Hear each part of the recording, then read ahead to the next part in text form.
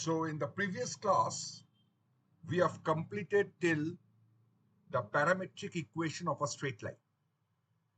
And I have given you 4 sums in your homework. So today we are going to start our third class, and here we are going to cover these 4 topics: area of parallelogram, angle bisector, isolation of angle bisector, and optimization problem. But before starting those topics, I will first complete the 4 homeworks that I have given you. Okay, so the first sum was like this. ABCD represents a square. Let me draw a square first.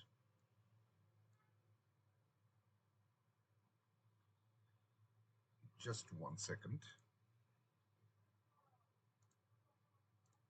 So ABCD was a square. This is the square ABCD.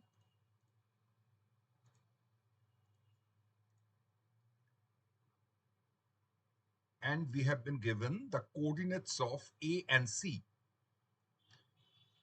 A is 1, 5 and C is 3, -3.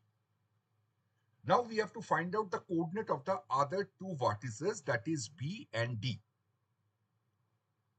Okay, so what we do, we first, or what is the length of the diagonal AC? By using distance formula.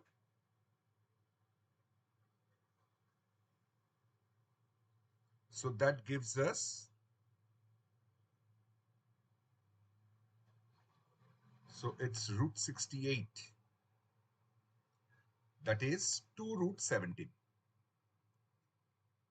Thus, the length of AP, which is same as your PC, same as your PB, same as your PD, which is nothing but √17.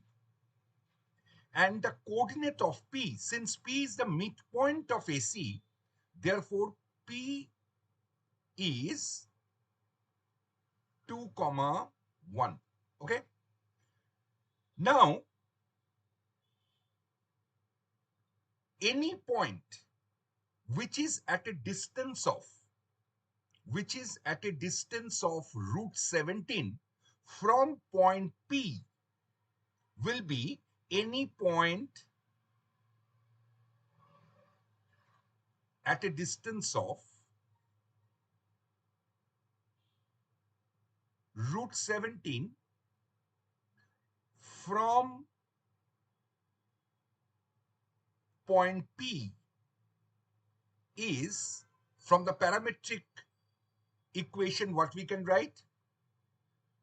The point that we get from the parametric equation, your x is x1 ± r cos theta. What is r? R is the distance. I will replace that with √17. And y is y1 ± r sin theta. Okay. Now we don't know the slope of BD, but we know the slope of AC. What is the slope of AC?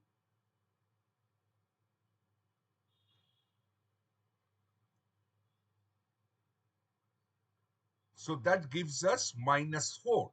Therefore, slope of BD is 1/4.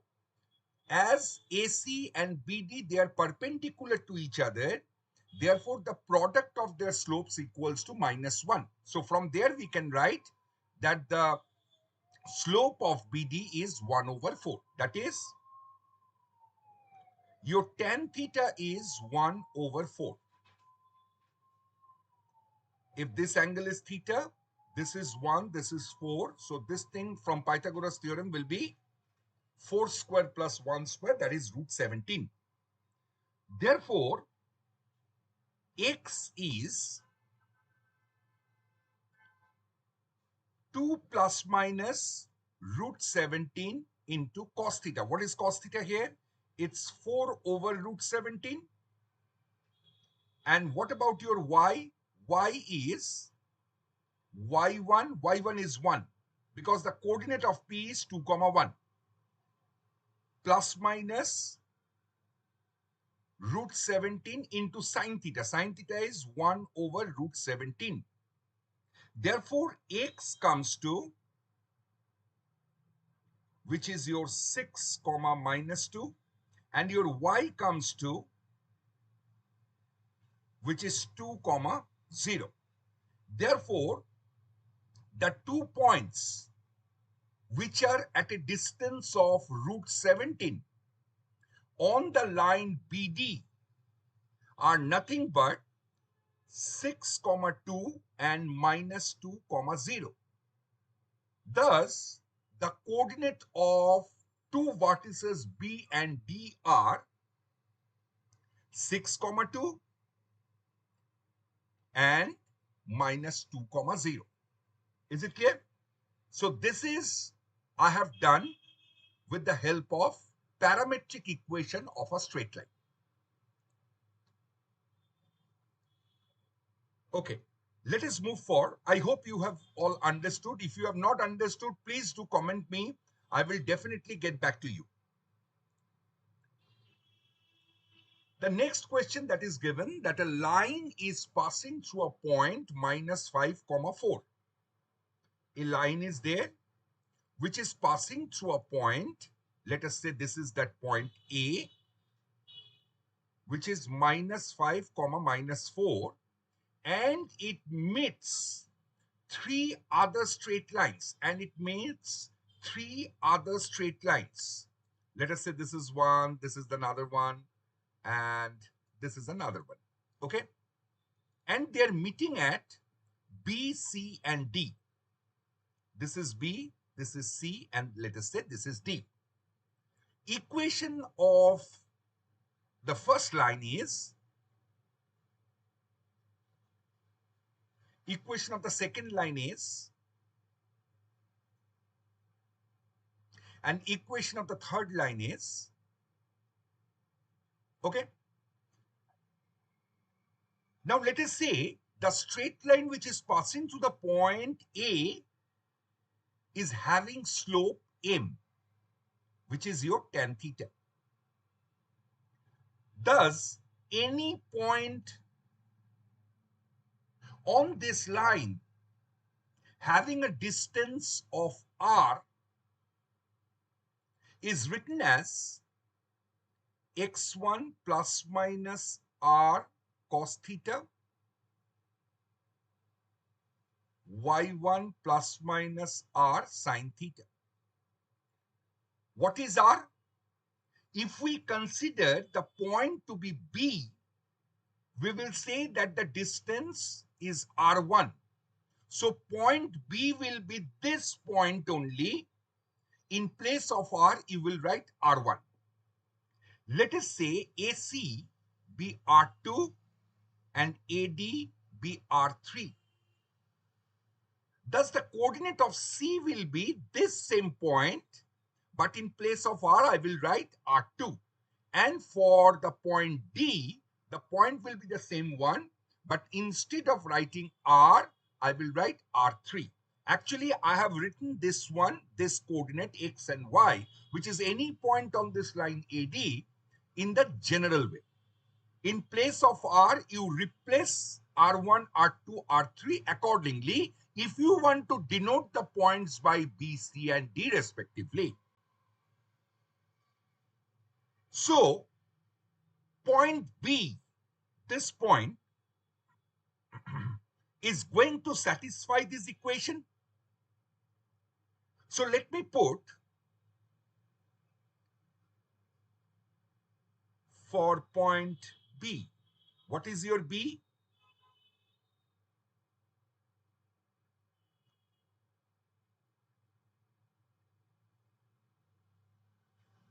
Now, point B is to satisfy this equation. So, let me put the value of x and y.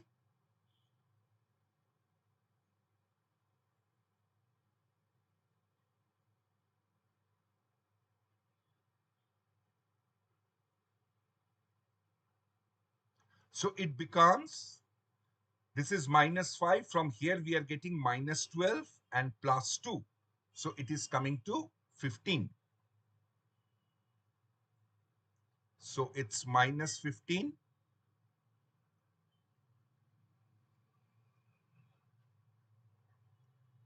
plus minus, take R1 common. So it is cos theta plus sine theta, which is equals to 0. So from here we are getting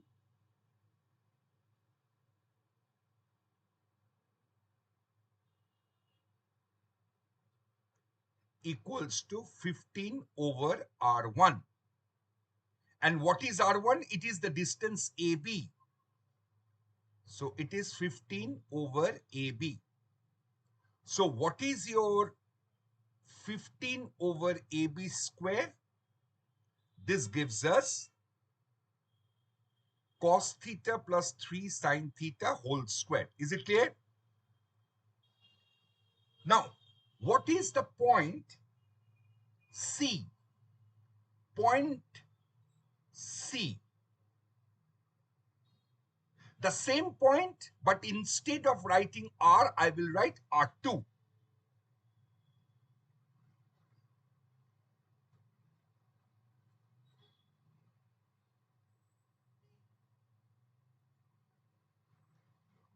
Point C must satisfy the equation. So in place of X, I'm writing the point.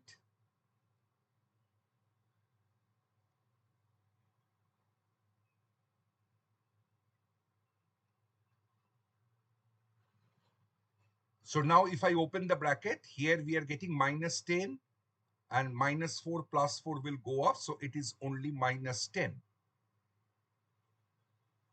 So it's cos theta, 2 cos theta plus sine theta, which is equals to 0. Okay?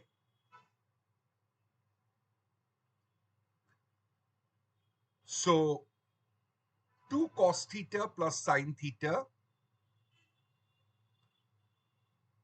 which is equals to 10 over R2. And what is R2? It is your AC. Thus, 10 over AC square is coming to 2 cos theta plus sine theta whole square, right? So now, in the similar way, we will try to find out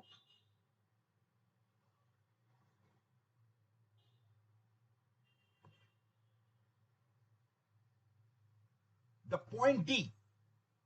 I'm doing it here.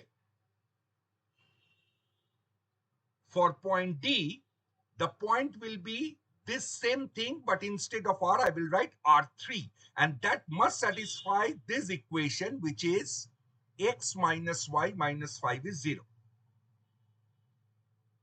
So let me put that point. Minus 5 plus minus R3 cos theta minus minus 4 plus minus R3 sine theta minus 5 equals to 0. So let me open the brackets. This is minus 5 and minus 5. You are going to have minus 10 and plus 4. So it is minus 6. And if I take plus minus R3 common, we are left with cos theta minus sine theta, which is equals to 0. So from here we can write cos theta minus sine theta whole square is 6 over R3. And what is R3? R3 is the distance AD.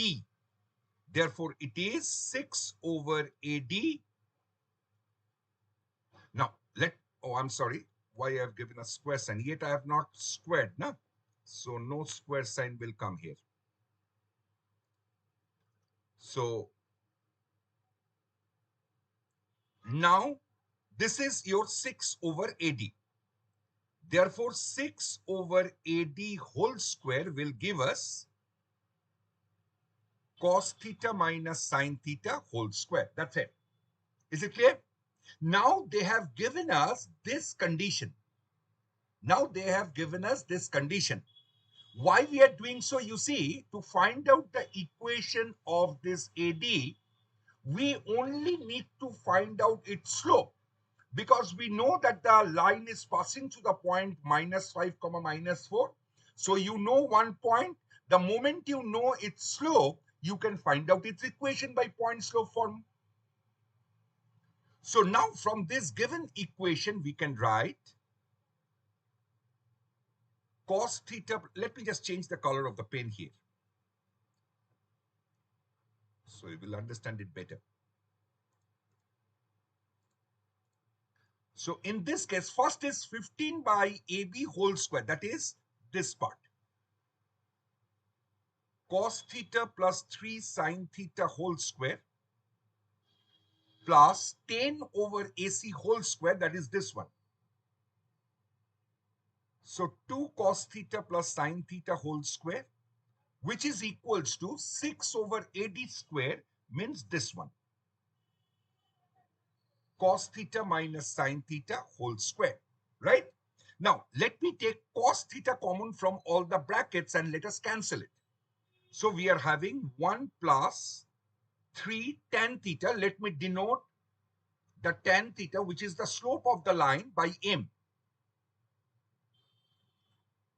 2 plus m whole square, which is equals to 1 minus m square. Now let me open the brackets. 9m square, 6m plus 1 plus m square plus 4m plus 4.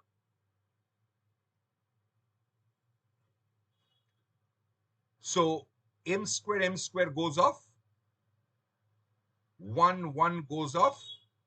So we are left with 9m square, 8m, 12m. 12m plus 4 equals to 0. So from here we can write it is 3m square plus 2 into 3m, 2 square, which is equals to 0. So from here we can write it is 3m plus 2 whole square, which is 0. So which is m is nothing but minus 2/3. M, which is the slope of this line, is minus 2 by 3. And the line is passing through the point -5, -4. Therefore, equation of AD, equation or the required equation is what?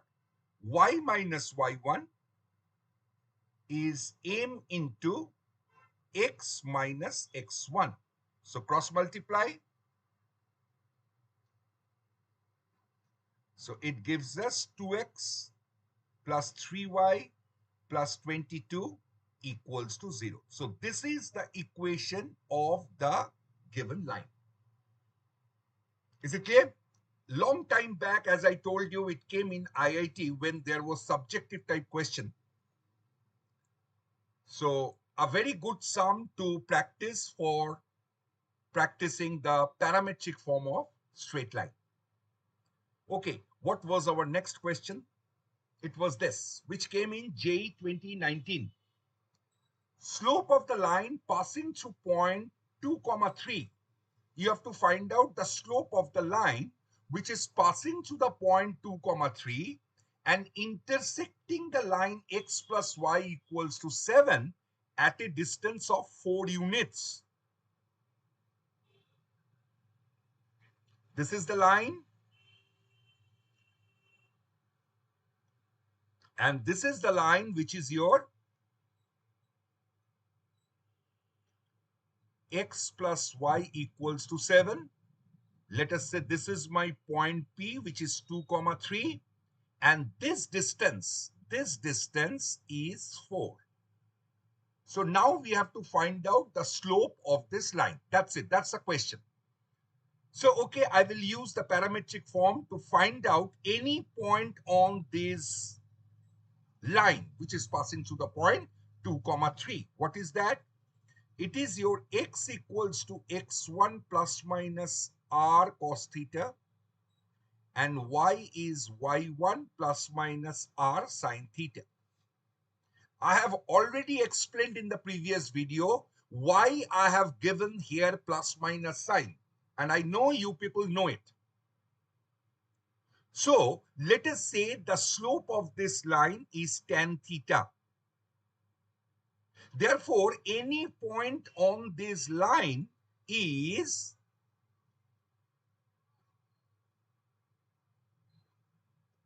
and y is your, okay. So let us assume that this point is the point where it is meeting the line x plus y equals to 7. So hence it must satisfy this equation, that is plus 3 plus minus 4 sine theta, which is equals to 7. So we are having plus minus 4 cos theta plus sine theta, which is equals to 2. So cos theta plus sine theta is coming to plus minus half, right? So now square both sides.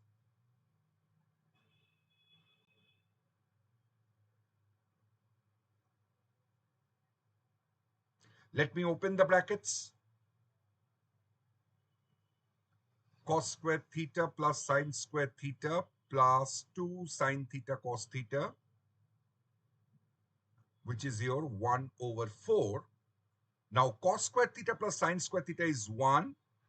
So here we are having sine 2 theta equals to 1 over 4 minus 1.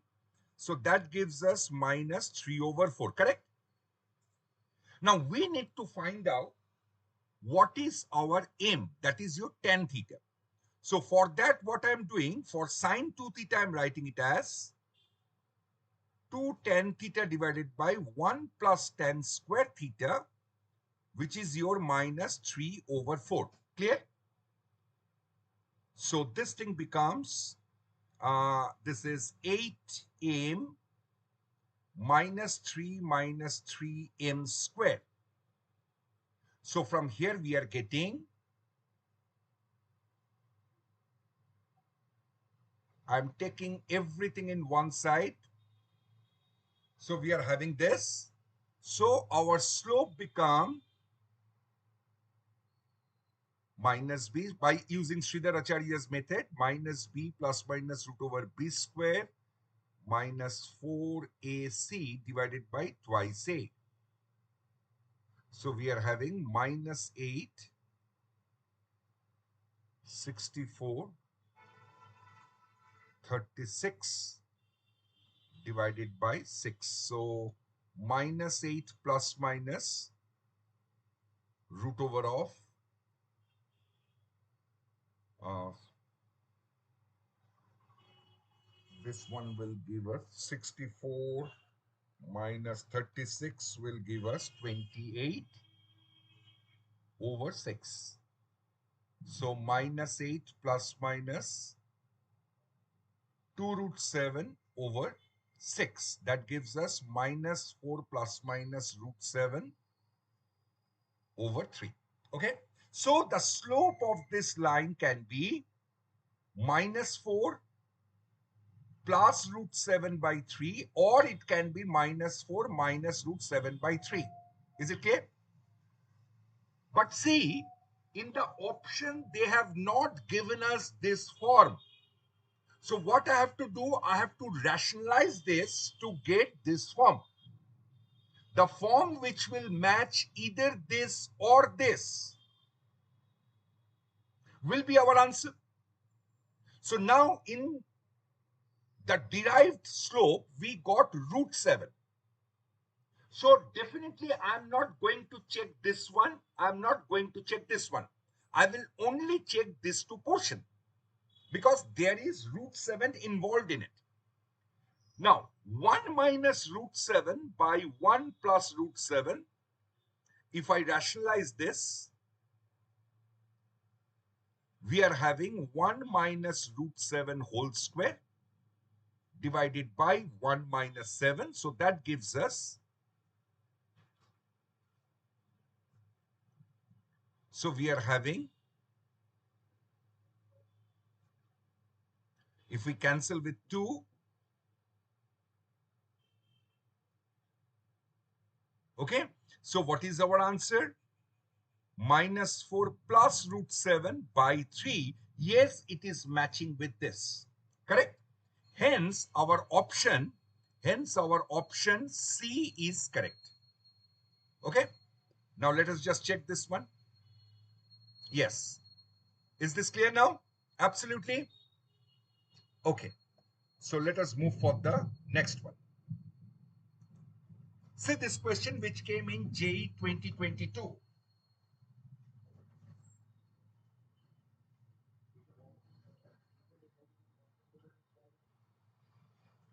In this question, they have said a line with the slope greater than 1. First thing, the slope is greater than 1. Let the slope be m, which is greater than 1. Remember this. Passes through the point 4, 3 and intersects the line, this one, at point B. So this is a line whose slope is more than 1. It is passing through the point 4, 3 and it intersects a line. This is the line x minus y minus 2 equals to 0 at point P. Is it clear? If the length of the line segment AB is, so this length is root 29 over 3, then B lies on the line which one? Is it clear? Okay, so we have to find out what is the coordinate of B. Now, since in this question a line is passing through a point and the distance is given to us, so naturally we will use the parametric form. So any point on the line AB is x1 plus minus r cos theta, y1 plus minus r sine theta. And the slope of this line AB is tan theta, which is greater than 1 given. So this is any point on the line AB. Let us assume this is the point B. So this point will satisfy this equation. In place of x1, I'm writing 4. And in place of r I will replace later on, which is your actually root 29 over 3. This is your 3 plus minus r sine theta. Okay. Now let me put this point in this equation. So we are having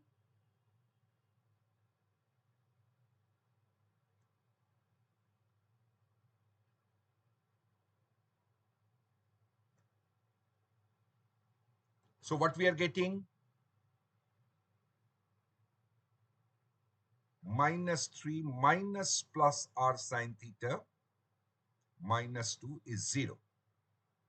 So we are basically having minus 1 plus minus r cos theta minus sine theta, which is equals to 0.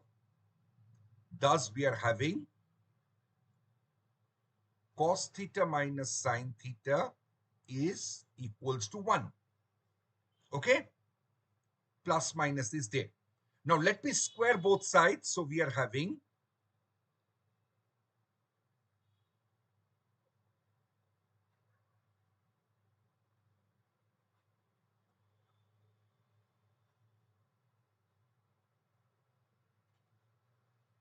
I'm opening the bracket.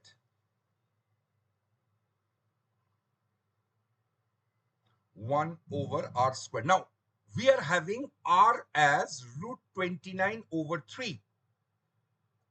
So we are having we got this equation like 1 minus sine 2 theta, which is equals to 9 over 29. Is it clear? Because r square is 29 over 9. So it will be 9 over 29. So what about your sine 2 theta? This is coming to 1 minus 9 over 29. So that gives us 20 over 29. Is it clear? So we got sine 2 theta as 20 over 29. Therefore, sine 2 theta can be written as 2 tan theta by 1 plus tan square theta, which is your 20 over 29.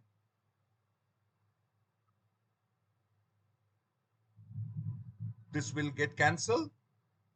And tan theta, I'm replacing it by m. So we are having 29m equals to 10 plus 10m square. Clear? So what we are having now? 10m square minus 29m plus 10 equals to 0. Right? So if we factorize,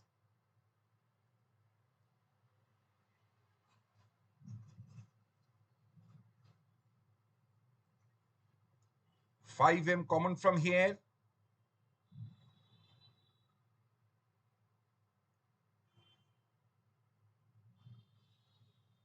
So from here we are getting 5m minus 2 into 2m minus 5 equals to 0. Therefore, m is either 2 by 5 or it can be 5 by 2. But as they have said, your m is more than 1. So 2 by 5 is rejected. So your slope is what? Your slope m is nothing but 5 over 2. That is your tan theta. So if I draw a right angle triangle, this is 5, this is 2. So this part will become 5 square plus 2 square from Pythagoras theorem. It's root 29. Clear? Therefore, the point B is, look it carefully. Therefore, the point B is, what is your point B? From this one, we can write it is 4 plus minus. R is how much? R is root 29 by 3 into cos theta. Cos theta is what? 2 by root 29. Is it clear? Comma. What is your y? Y is your 3 plus minus r. R is root 29 over 3 into sine theta. Sine theta is 5 over root 29. Therefore, your point B becomes what? 4 plus minus 2/3 or 3 plus minus 5 over 3. Clear? Therefore, what is your point B? Let me just simplify a little bit.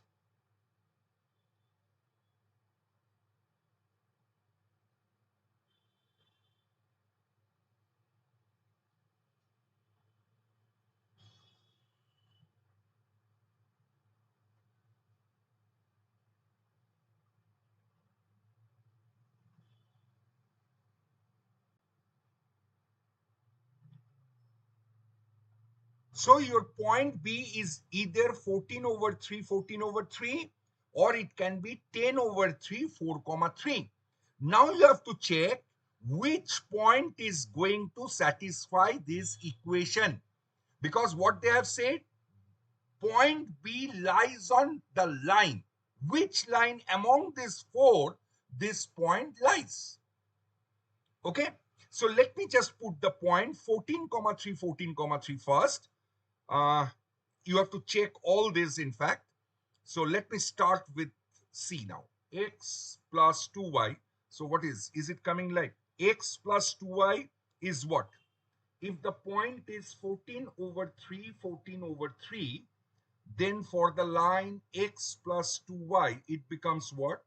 14 over 3 plus 28 over 3. So that gives us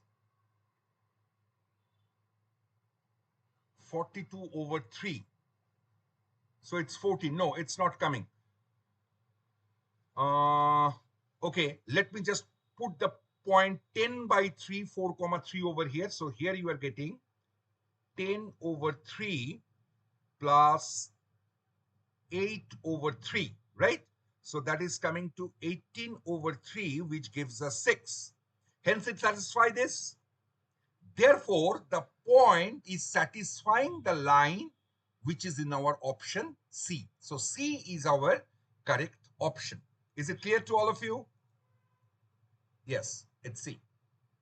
Is it clear to all of you? Okay, so these 4 sums were your homework. So I have completed those 4 sums. Now let us start with the new one that I told you today, that we are going to start with the thing which is called your area of parallelogram. It is area of parallelogram. Okay. So now we will start with area of the parallelogram. Okay, let me draw a parallelogram first. Let us say this is our parallelogram ABCD. Now we all know that area of parallelogram is always base into height. It is always base into height. Okay, let us draw two perpendiculars. Let us draw two perpendiculars from point D on the line, on the side AB, and another line from D on the side BC. Okay, these are all two perpendiculars. Let us say the length of this perpendicular be P1 and P2. And let us say the angle between the two adjacent sides be theta. Whether you take angle C as theta or A as theta doesn't matter, because both angles are same. So we have to find out the area. We know the angle between these two adjacent sides is theta. Now, if we take the triangle DCP, angle DPC is your 90 degree. So we can write P2 over DC. P2 over DC is your sine theta. So what is your DC? It is P2 cosec theta. Clear? Now, DC is same as your AB since it's a parallelogram. Your DC and AB, they are of equal length. Therefore, your AB is also P2 cosec theta. Is it clear? So AB is also P2 cosec theta. Now we know that area of any parallelogram is base into height. Now what is the length of your base, which is your AB, into the height? Your height, we can consider this as dm. So what is the length AB? AB is P2 cosec theta. And what is your dm? dm is P1. Yes or no? Your dm is P1.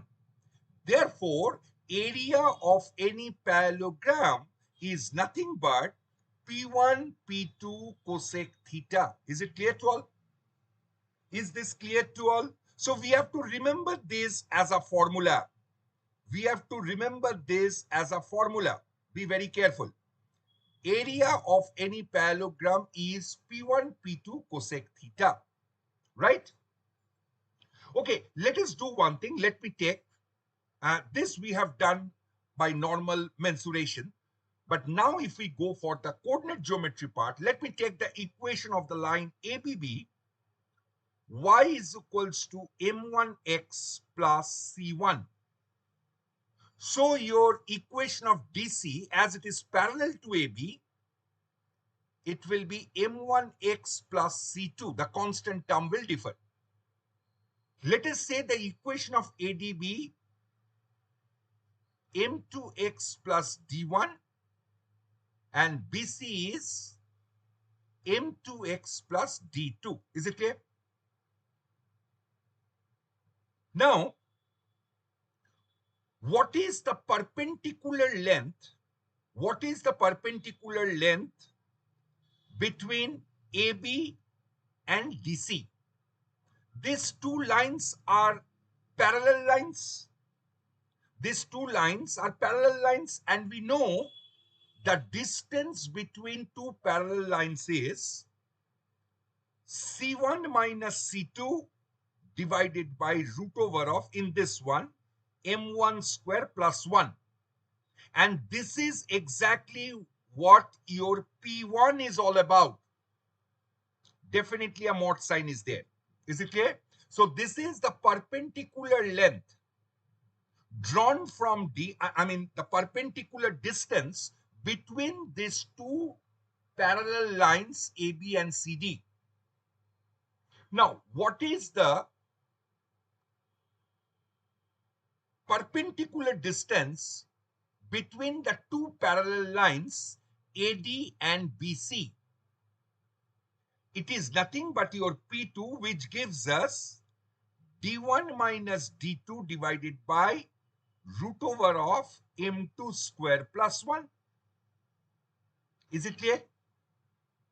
Therefore, your area can be written as mod of C1 minus C2 divided by root over of M1 square plus 1 into D1 minus D2 divided by root over of M2 square plus 1.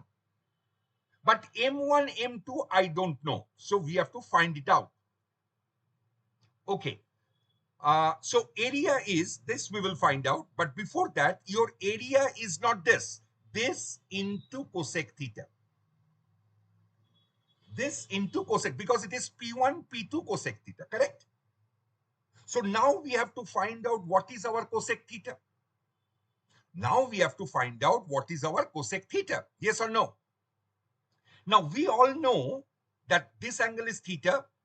Slope of this line is M1, slope of this line is M2. Therefore, tan theta is modulus of M2 minus M1 divided by 1 plus M1, M2, correct? Yes or no? Now, if we consider the triangle DPC, if you consider the triangle DPC, this angle is, let us say, theta. So definitely this is our M2 minus M1. Definitely with a mod sign, because I don't know whether it will be positive or negative. And the base is 1 plus M1, M2, correct? So what will be our hypotenuse? It will be M2 minus M1 whole square plus 1 plus M1, M2 square, right? So now if I open the bracket, you are going to have M2 square, M1 square minus 2M1, M2 plus 1, 2M1, M2 plus M1 square, M2 square. So we are left with root over of M1 square, M2 square, M1 square, M2 square plus 1. So if we factorize, we are going to have, is it clear? So the hypotenuse, we got this thing, right? Now what is your cosec theta then? What will be your cosec theta? Cosec theta is hypotenuse by perpendicular. So your hypotenuse is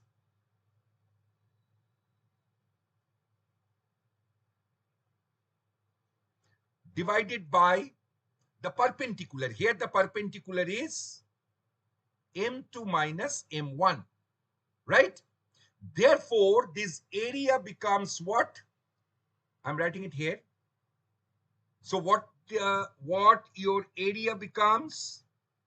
It becomes C1 minus C2 into D1 minus D2. Now, when you replace cosec theta by this one, this part, this one and this one will get cancelled. So we are left with only M2 minus M1. Is it clear? So when the equation of the straight line is given to us, the area will be modulus of C1 minus C2 into D1 minus D2 divided by M2 minus M1. And all these terms has their usual meaning. Is this clear? So area of any triangle is P1, P2 cosec theta, which can also be written as C1 minus C2 into D1 minus D2 divided by M2 minus M1 with a mod sign, right? That exactly what I have summarized here. That exactly what I have summarized here.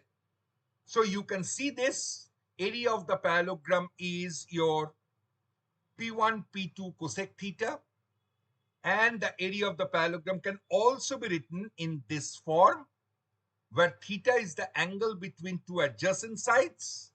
P1, P2 are the two perpendicular distances between the opposite sides. That's it. Right? Okay. So let us move forward with a question. See this sum. Simple sum, we can do it mentally. There is a parallelogram, they have said. There is a parallelogram, they have said. And this parallelogram, the four sides are given. This is y is mx, mx plus 1. This actually came in JEE Mains. This is y equals to nx and this is y equals to nx plus 1, right? Now, to find out the area of this parallelogram, what I will do? What was the formula? Area is C1 minus C2 D1 minus D2 divided by M1 minus M2, or you take M2 minus M1, it's all same. Because there is a mod side. So here C1 minus C2 is basically 1 minus 0, 1 minus 0 divided by M minus N. Is it clear? Hence your option D is correct for this sum. So the area is 1 by modulus of M minus N. Pretty simple sum. Direct formula application, nothing else is there.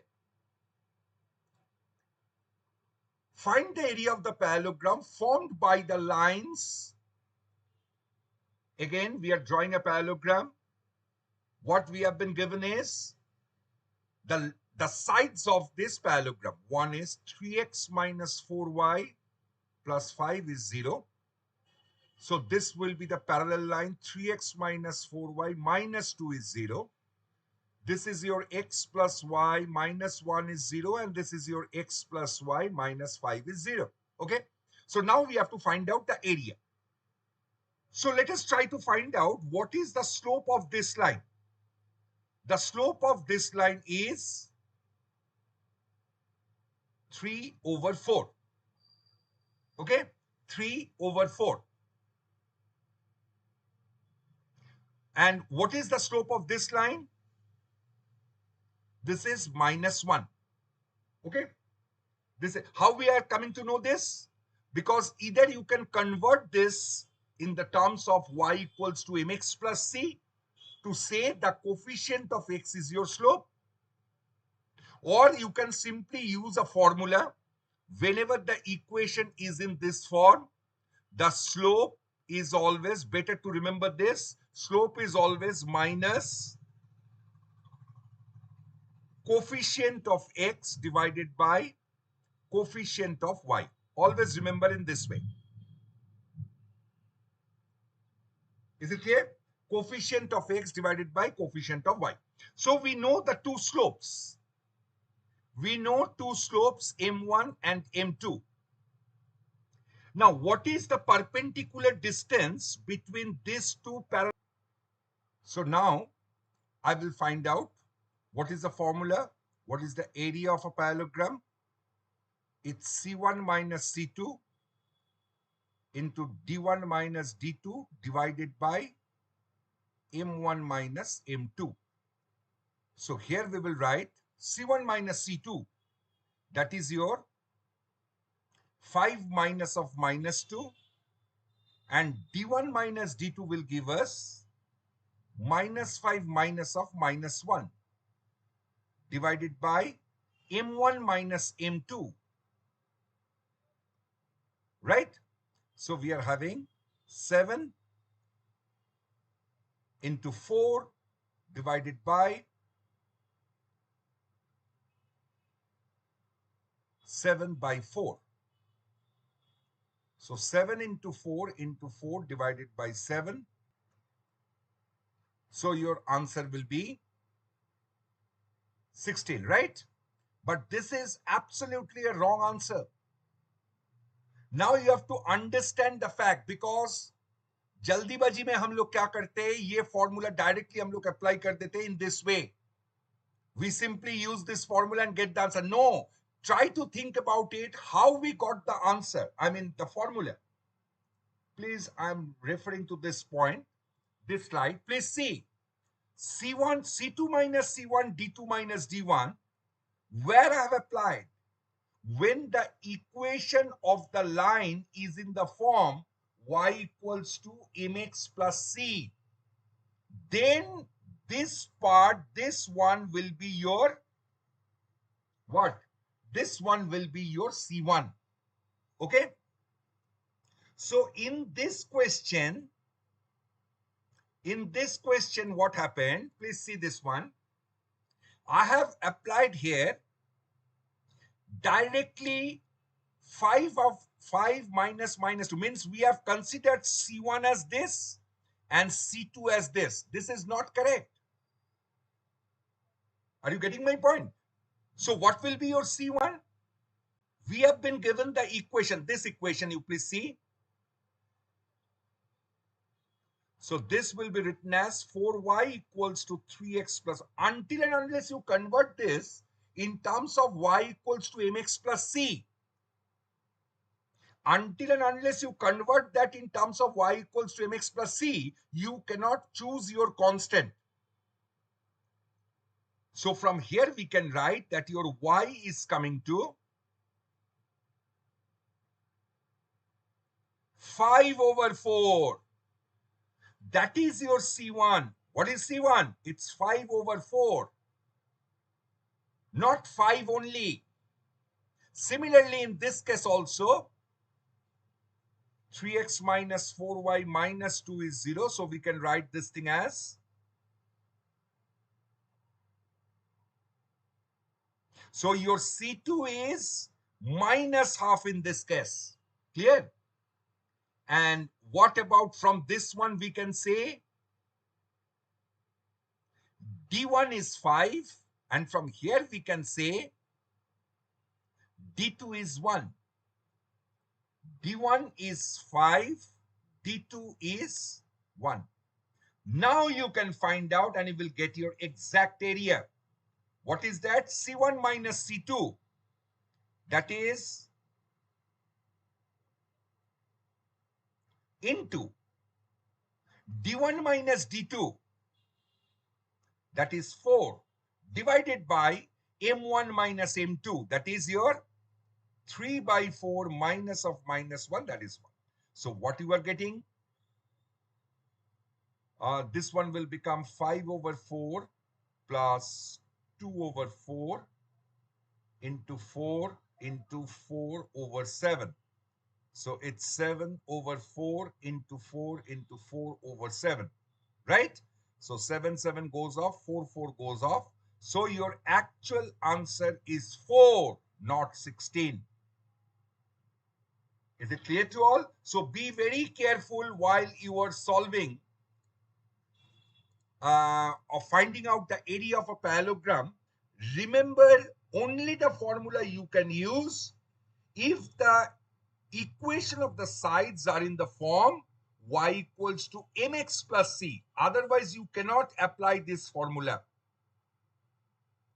Okay, so let us move for the next part of our class is what called your angle bisector. Two lines are given to us. What are the two lines? This is one line and this is another line, right? Now, I have to find out the equation of the angle bisector of these two lines. Angle bisector of these two lines, that is the equation of this line and the equation of this line. These are the two angle bisectors. So I need to find out the equation of this two.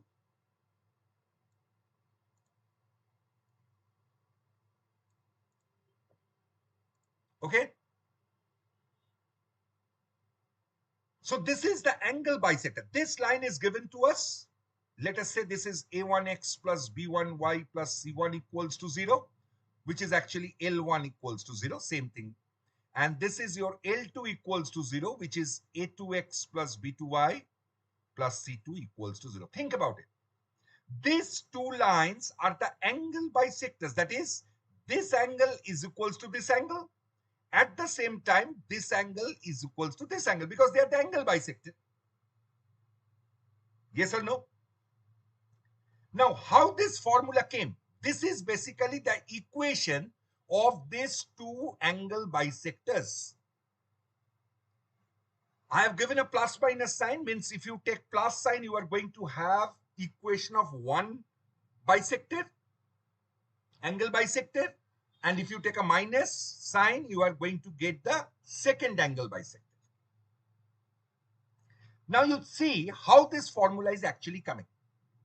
Because we all know that on an angle bisector, if you choose any point, any arbitrary point, let us say x comma y. Now, if I draw two perpendiculars on the two given lines, they will be of equal length. Now, what is the length of this perpendicular? It is nothing but a1x plus b1y plus c1 divided by root over of a1 square plus b1 square, modulus sign. This is the length of, let me just give a name. This is the length of AB. Now, what is the length of AC? This is the length of AB. And what is the length of AC? Again, the perpendicular length, perpendicular distance from the point A on the line L2 equals to 0. What is that? A2x plus B2y plus C2 divided by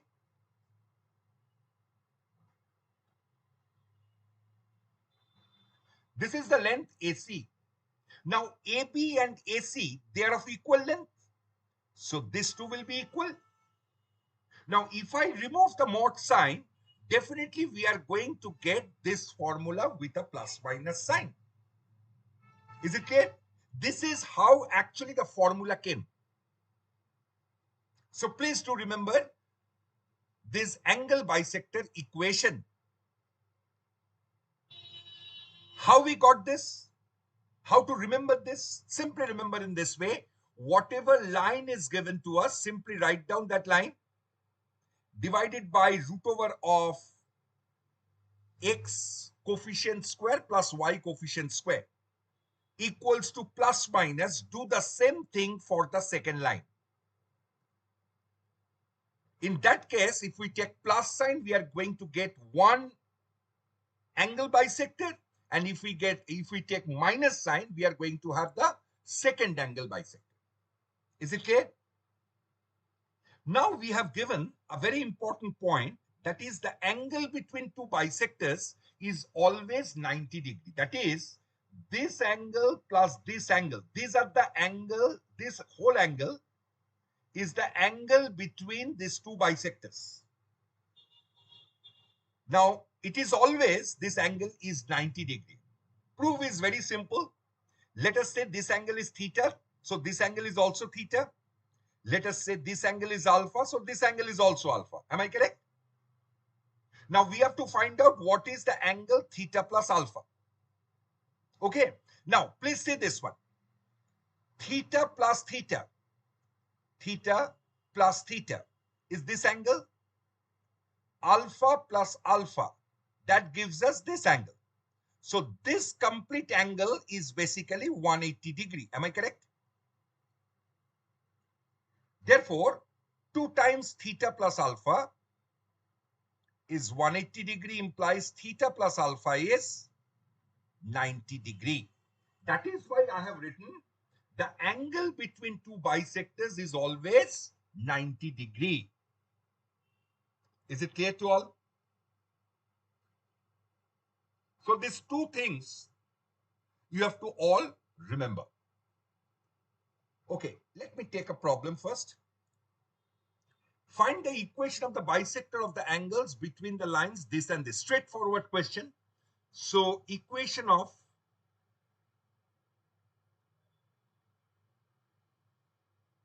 angle bisector given by 3x minus 4y plus 7 divided by equals to plus minus 12x plus 5y minus 2 divided by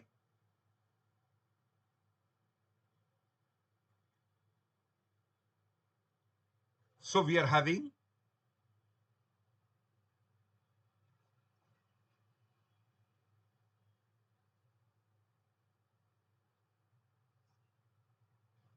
right.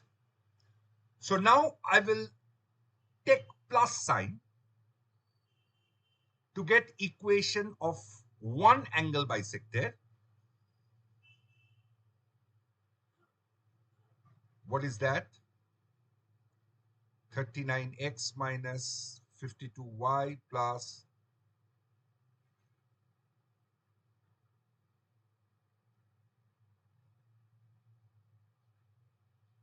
10.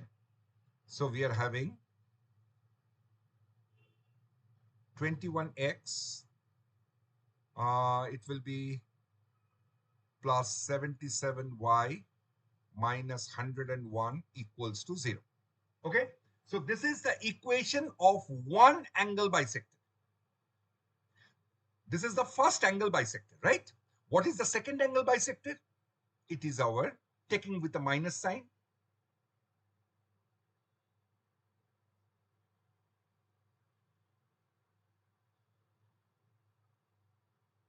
Divided by, so simply cross multiply. It's minus 60x minus 25y plus 10. Okay. Now take everything in the left hand side. So we are getting 99x plus minus, this is 27y, right? 52 minus 25 is going to have minus 27y, and this one is going to have 81, which is equals to 0. So this is our second angle bisector. Is it clear to all? This is the first angle bisector. This is the second angle bisector. Right? Okay. Now you can see one thing. What is the angle between this line and this line? So what is the slope of this first line? It is minus 21 by 77. And what is the slope of the second line? It is 99 over 27. Simply multiply and see what happens.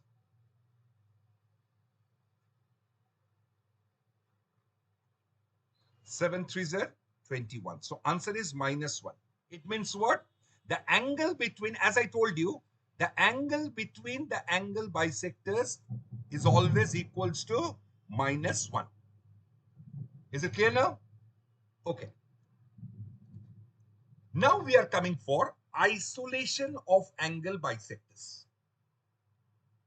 We will try to find out, see, when we are having two angle bisectors. Once we are having two angle bisectors, these are the two lines given, and let us say the angle bisectors are this.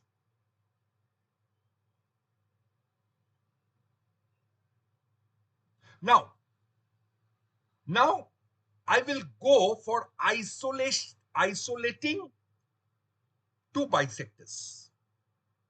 How I will isolate? On the basis of which bisector is the bisector of the acute angle and which bisector is the bisector of the obtuse angle. Because when two lines intersect each other, one angle will be your acute angle and another one will be your obtuse angle. Is it clear? So now I want to find out which line is the bisector of the acute angle and which bisector is the bisector of the obtuse angle. There's two things we have to find out. Okay, how to do that? First, I will give you a logic. First, we will try to understand it, actually what is happening. And then I will give you a ready-made formula by virtue of which you can do it instantly without thinking anything else. But before remembering the formula, you must know the logic behind it. Let us say this is our L1 equals to 0 and L2 equals to 0. These two are the given lines. These two are the given lines. And let us say L3 equals to 0 and L4 equals to 0.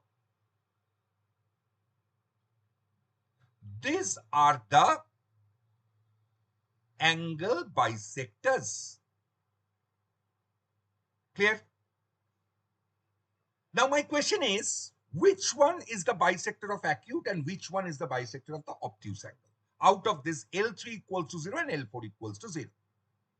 So now what we will do, we will simply find out of these two lines, L1 equals to 0 and L2 equals to 0, you choose any line. Let us choose L2 equals to 0. This line we have chosen. And the moment we get this line, we know its slope. We know the slope of L2. Okay, this is our L2, so we know the slope of L2. Okay, now from this angle bisectors that we got, you choose any one of them. Let us choose L4. You can choose L3 also, doesn't matter. You are going to have the same thing. Try to understand the logic. I'm choosing L4, let us say. The moment you got the angle bisector L4, it means you know its slope. You know its slope. You know the slope of L2. You know the slope of L4. Now you simply find out the angle between these two lines. Let us say this angle is theta. So we can easily find out what is our tan theta. Tan theta is basically ML2 minus ML4 divided by 1 plus ML2 ML4. Yes? Now, if you find that the result what we are getting, the result or the value what we are getting is greater than 1, is greater than 1. It means what? Your tan theta is greater than 1. That is, your theta is greater than 45 degrees. That is 2 theta is greater than 90 degrees. That is, this angle, this, let me change the color of the pen. This angle, this is your theta and this is your theta. So this whole angle is your 2 theta. This angle is greater than 90 degree. Means we are 100% sure that this angle is the obtuse angle and the bisector that we have considered, which is L4 in this case, is the bisector of the obtuse angle. Is the bisector of the obtuse angle. So naturally the other one, which is your L3 equals to 0, in this case, will be the bisector of the acute angle. Now, can you isolate these two angle bisectors with respect to the acute and obtuse angle? This is the method. This is the logic. Is it clear now? Now, suppose if the result would have been less than 1, suppose, that is your tan theta is less than 1 means theta is less than 45 degree. That is 2 theta is less than 90 degrees, right? That is the line that we have considered in this case is L4 equals to 0 is the bisector of the acute angle. This will be the bisector of the acute angle in that case. And the other bisector will be the bisector of the obtuse angle. Am I correct? So this way, actually the logic behind it, how to isolate the bisector, which is the bisector of acute and obtuse angle. Now I'm going to give you, we don't have so much of time to check all these things. So I'm simply giving you a ready-made form. You simply check this and get the answer. The form is something like this. It has only 3 steps to be done. Only 3 steps you have to remember. First is, this is our L1 is 0 and this is our L2 is 0. You simply remember in this way that first step is that whatever line is given to us, you have to make this constant term C1 and this C2 positive. Suppose we have been given 2x minus 3y minus 3 equals to 0. But we have to make this portion positive, the constant term positive. So what I will do, I will simply multiply with a minus. Now you got your constant term positive, right? That's exactly what I'm trying to say here. Make the constant C1 and C2 positive. Then calculate A1, A2 plus B1, B2.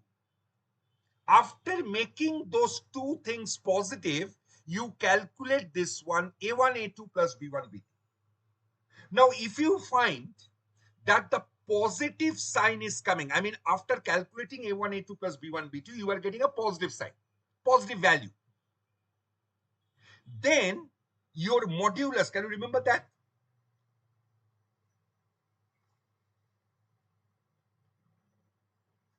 How we got the equation of the bisector? Can you remember this?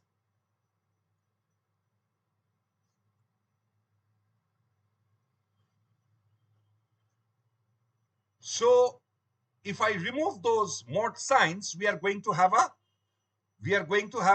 plus minus sign, right?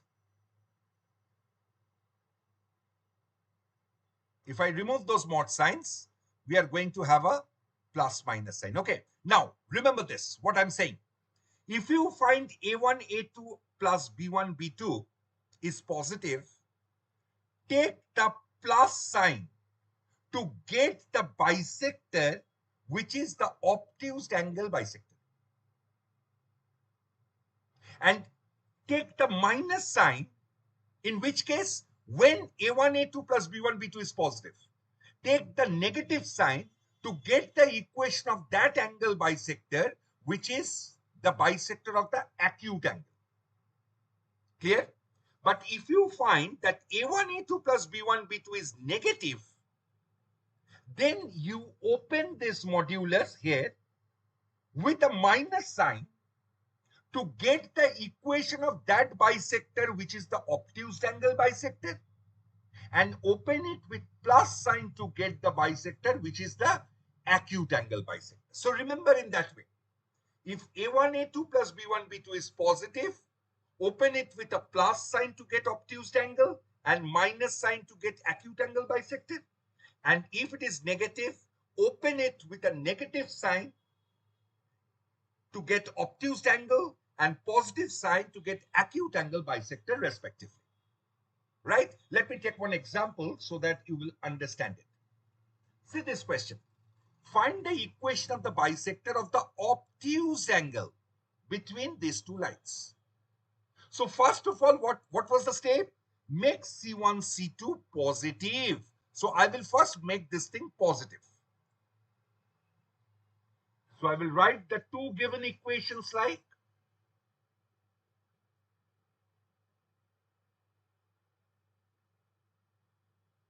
is it clear? Now, what is your A1 here? A1 is 3, A2 is minus 12, B1 is minus 4, B2 is minus 5. So what is our A1, A2 plus B1, B2? 3 into minus 12 plus minus 4 into minus 5. So we are getting, which is your less than 0. Less than 0. And I want the obtuse angle bisected. We got A1, A2 plus B1, B2 as negative value. Is it clear? We got it negative value. What I told you, when it is negative, to get obtuse angle bisector, open it with a negative sign. So what will be the equation? My equation will be, equation, this is what? The equation of the bisector, which is the obtuse angle bisector, is,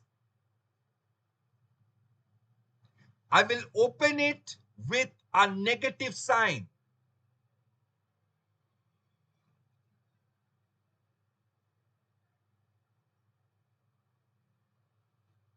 Is it clear to you? Always take this equation, the transformed equation. Don't take your previous one. Don't take this one as your the second equation. In this case, after converting everything of, converting the constants positive, then you should not take the given equation. Now your equation has been transformed to this. That is why I have opened the modular sign with a negative sign. Why? Because here A1, A2 plus B1, B2 is negative. Is it clear? This will be the bisector of the obtuse angle. So let me just calculate.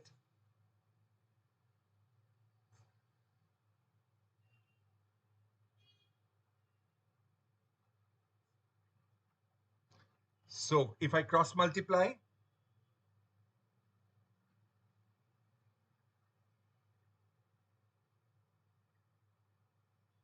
60x 25y minus 10. So we are getting 21x plus 77y minus 101 equals to 0.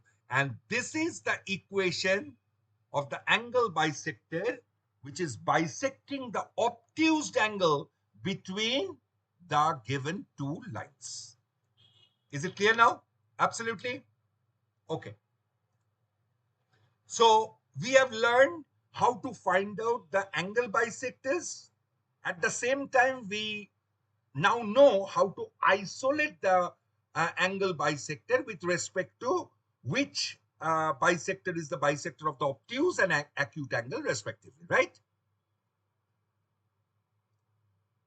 So now the second isolation comes, which is your isolation of internal and external angle bisector of a triangle.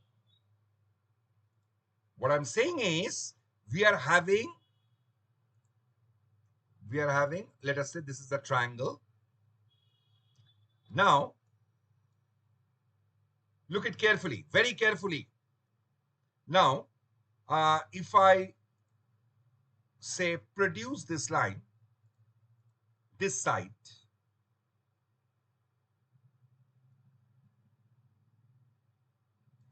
and see, this is basically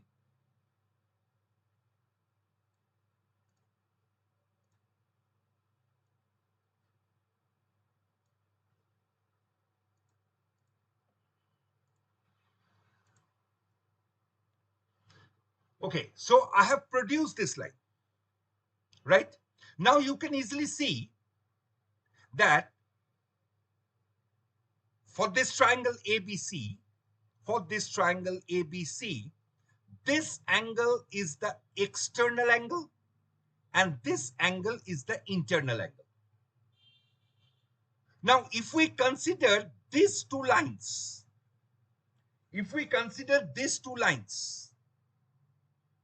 this line and this line, okay? So these two lines we are having.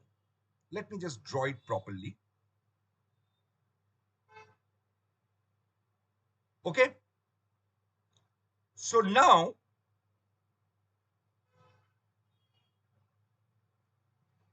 just one sec. If I draw it properly, you will have that fillings. Okay. Now, see this one. For these two lines, there will be angle bisector. One angle bisector will be this one. Another angle bisector will be this one. Tell me yes or no. Yes or no? Absolutely. Now, observe one thing. This bisector is the bisector of the external angle of this triangle. And this bisector is the bisector of the internal angle of this triangle. Now, how to find out which bisector is the bisector of the external angle and which bisector is the bisector of the internal angle of this triangle ABC? How to find it out? Can you give me any idea? How to find out? Give me the logic first. How to find out? See, as you know, these three vertices of the given triangle. If you say, sir, no, three vertices are not given, the sides are given. No problem. If sides are given, you can solve pairwise to get the point of intersection. That is, you are going to have the vertices. Now you have the vertices of the triangle and you know the equation of its sides. It's okay. So, which line will be the bisector of the external and internal angle? To decide this, please observe this. Suppose this line is L1 equals to 0. That is, L1 equals to 0 is basically the equation of the side BC. And L2 equals to 0. This is the L2 equals to 0. This is the equation of AC. Okay? Now, if you know L1 equals to 0 and L2 equals to 0, you can easily find out the two angle bisectors. Without isolating. Simple. Two angle bisectors. That's it. One equation will be for this one, another one will be for this one. I don't know which is the external angle bisector or internal angle bisector, but I got two bisectors, angle bisectors, right? Now, let us say the two angle bisectors be L3 equals to 0 and L4 equals to 0. Now you choose any one of them. You choose any one of them. Let us say L3 equals to 0 we have chosen. Now observe carefully. For the external angle bisector,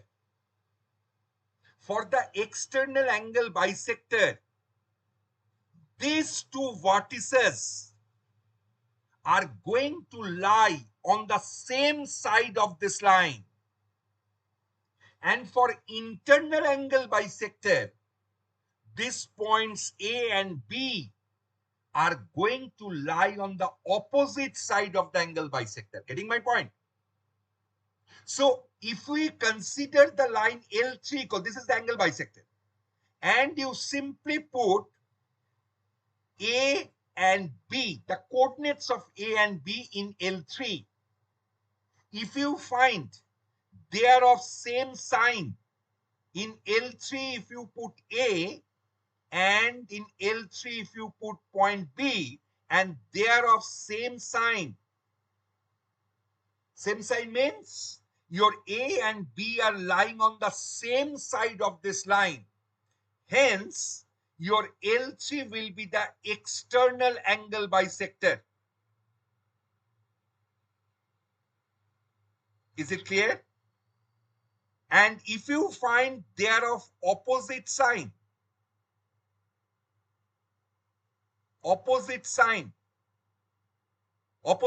means they are definitely, L3 is definitely the internal angle bisector.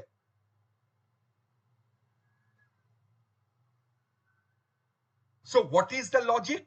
Please try to make a note of this. What is the logic? You simply find out the equation of the angle bisectors. Then you choose any one of the bisector and put the other two vertices. Since we have calculated internal and external angle bisector of point C, that is why we are considering A and B.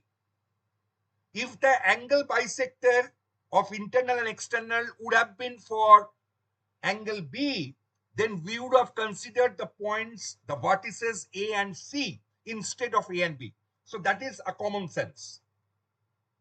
So you choose any one of the bisector and put the vertices, the two other vertices in that bisector line.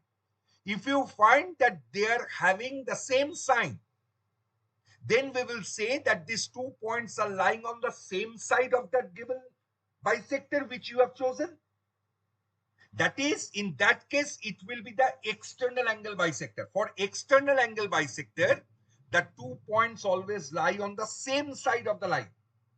And for the internal angle bisector, the 2 points always lie on the opposite side of the line. And you know how to check whether 2 points lie on the same side or on the opposite side. That we have already discussed in the previous lecture.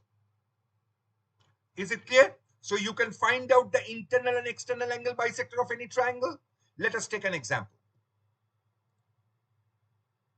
See this question. A triangle has been taken. Let me take a triangle.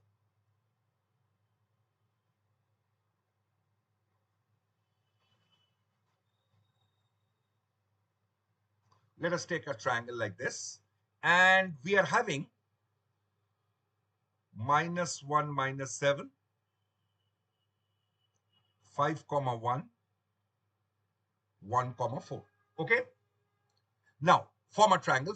Find the equation of the internal and external bisector of angle ABC. That is, we want to find out the internal angle bisector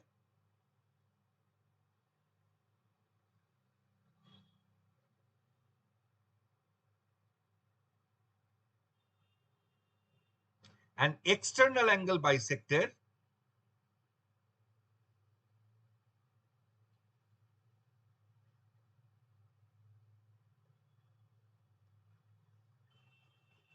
of this angle ABC. Okay. So two lines we are going to have. One is our two bisectors we are going to have. One is our this one, which is the internal angle bisector. Another one is this one, which is the external angle bisector.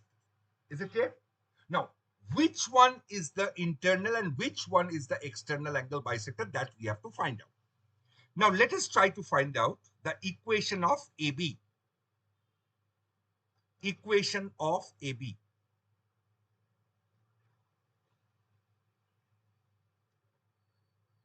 Let us find out equation of AB. Okay, so using 2-point form, I'm writing it.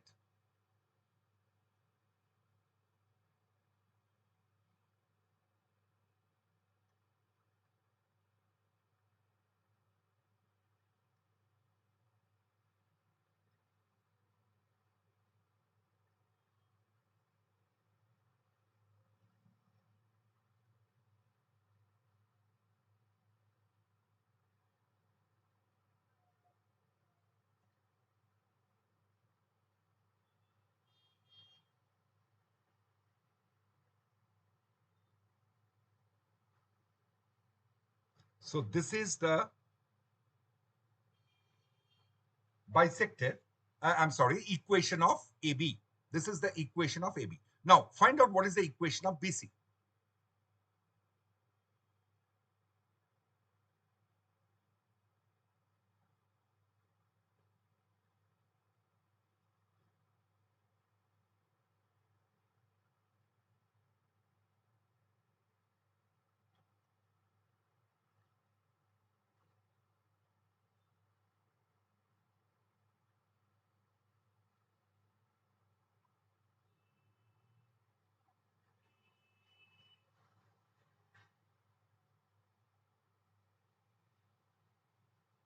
Clear? So this is the equation of BC. So AB you got, BC you got. Okay, so now we have to find out the bisector. So let us find it out.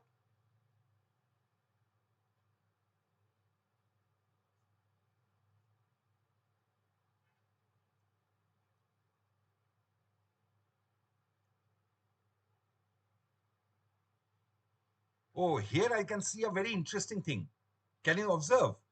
These two lines are perpendicular to each other, isn't it so? We are fortunate enough to get this kind of line, but actually, in general case, we will not get that line. But it's okay. Okay, but we will not apply that. We will simply do it in a normal way. Okay, so this goes off. 4x minus 3y minus 17 is plus minus 3x plus 4y minus 19. So what are the two equations of the bisectors? One is, take the plus sign.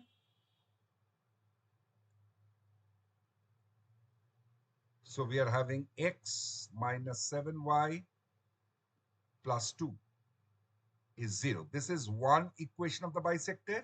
And another equation is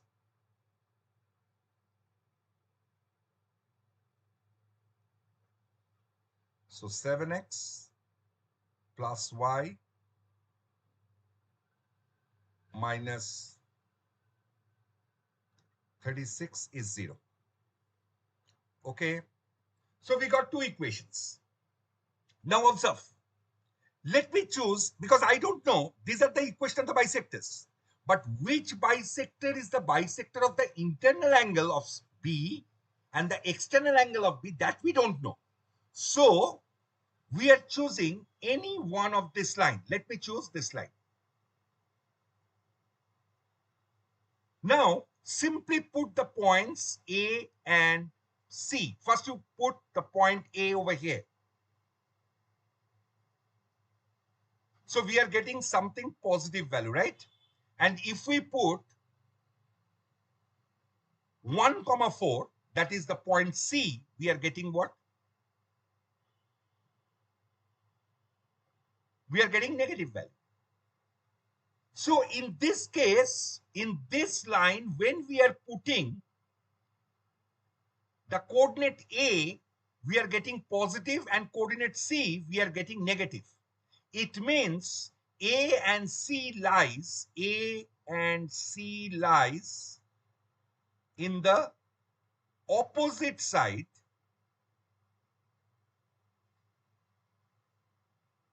of the angle bisector. Yes or no? And since it is lying in the opposite side of the angle bisector, which angle bisector? This angle bisector. So this will be the bisector of the internal angle. And obviously, the other one will be the bisector of the external angle. Is it clear? This is how we isolate the bisector which are internal and external. Is it clear? So we got x minus 7y plus 2 as our internal angle bisector. This is our internal angle bisector as we got. And 7x plus y minus 36 is our external angle bisector. This is the method of doing it. Clear? Okay. Now, isolation of angle bisectors which contain the origin. What do you mean by that? Let us say there are two lines. One line is this, another line is this, and there are two bisectors. There are two bisectors. One is like this, another one is like, say, this. These are the two bisectors. Now, in this plane, somewhere your origin lies. Somewhere your origin lies. Either it can be in this part or it can be in this part. Yes or no? Now, my question is, find out the equation of that bisector which contains the origin. Which contains the origin. In that angle only, this point will lie. You have to find out the angle bisector of that angle. Getting my point? How to do that? Simply remember a method that I'm going to tell you. First step. Step 1. What is step 1? You simply make C1 and C2 as we have done in case of obtuse and acute angle isolation bisectors. In that case, C1 and C2 positive. Your first step is make C1 and C2 positive. Step 2. Simple. Step 2. Only remember this. Always open the mod sign with positive sign. That's it. To get the angle bisector which contains the origin.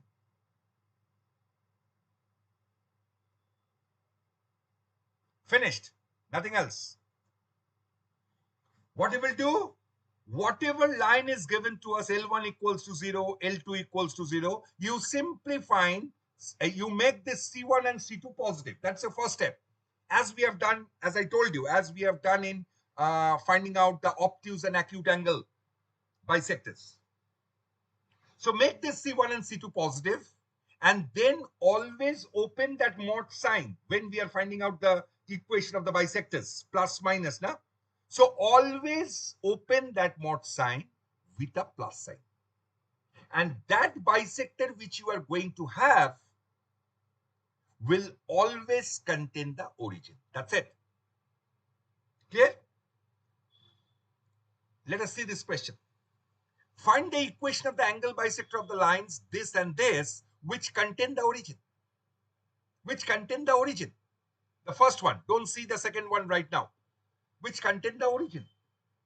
So what I will do? I will first make both C1 and C2 positive.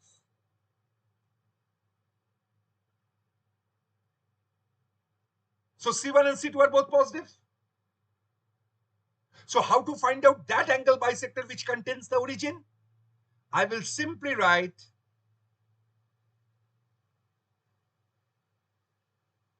this is the way how we find out the angle bisector. Here there will be a mod sign, but now I will not give the mod sign. I will simply give a positive sign.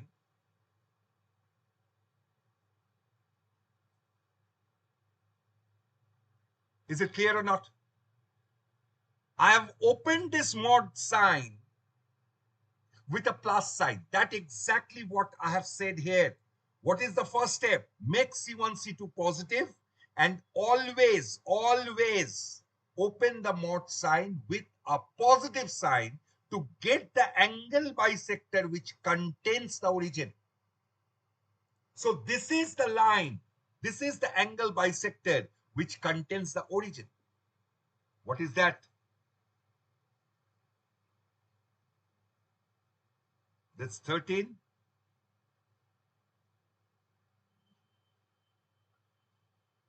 That's 5. So what we are getting? 25x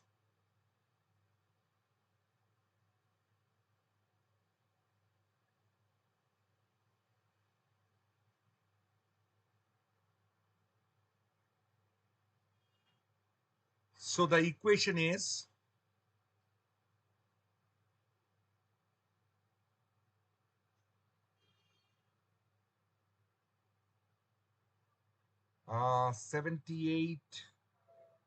78 minus 45, that's minus 33. So 7x plus 9y minus 3 equals to 0. What is this? This is the angle bisector contains the origin. That's it. Simply make C1, C2 positive and open the mod sign with the positive sign for finding out the angle of bisectors to get the equation of that bisector which contains the origin. Now, for the second case, it is much simpler than the previous one. Here, what you will do nothing. Whenever some other point other than origin is given to you, all you do is you have to find out the equation of that bisector which contains this point. This point is other than the origin. So what you will do, you will simply write down the equation of the bisectors. First, you write down the equation of the bisectors with a mod sign. Here, there is not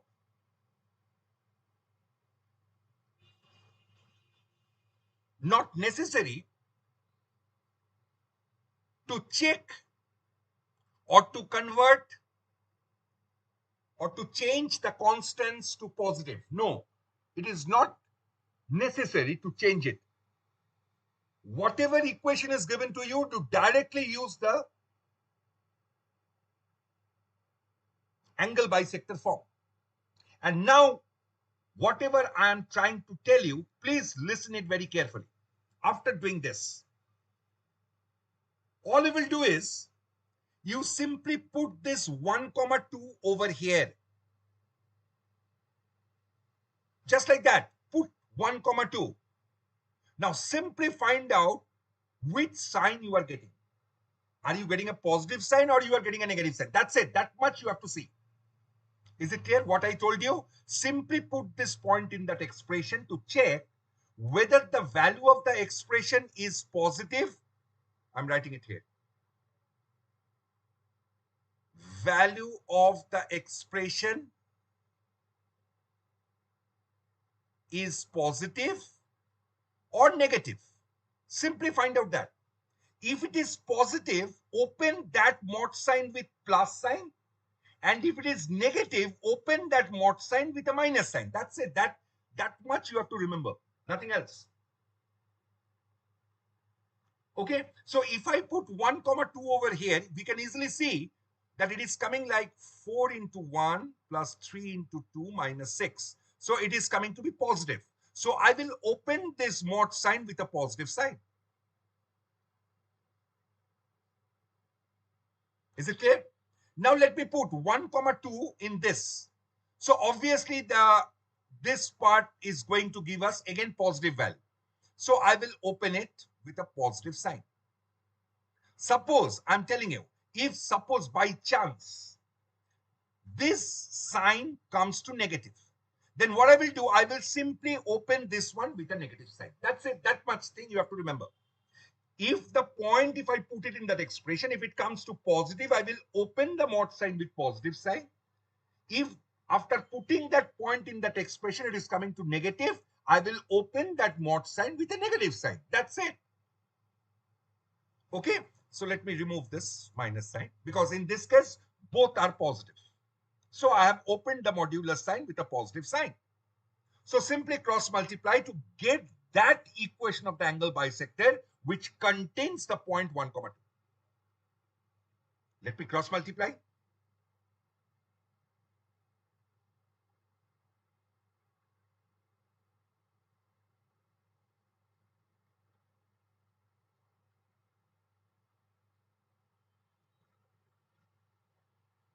So we are having basically 27x minus minus.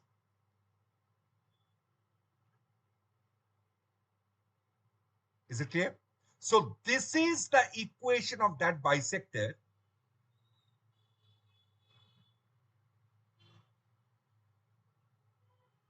This is the equation of that bisector which contains the point 1, comma 2.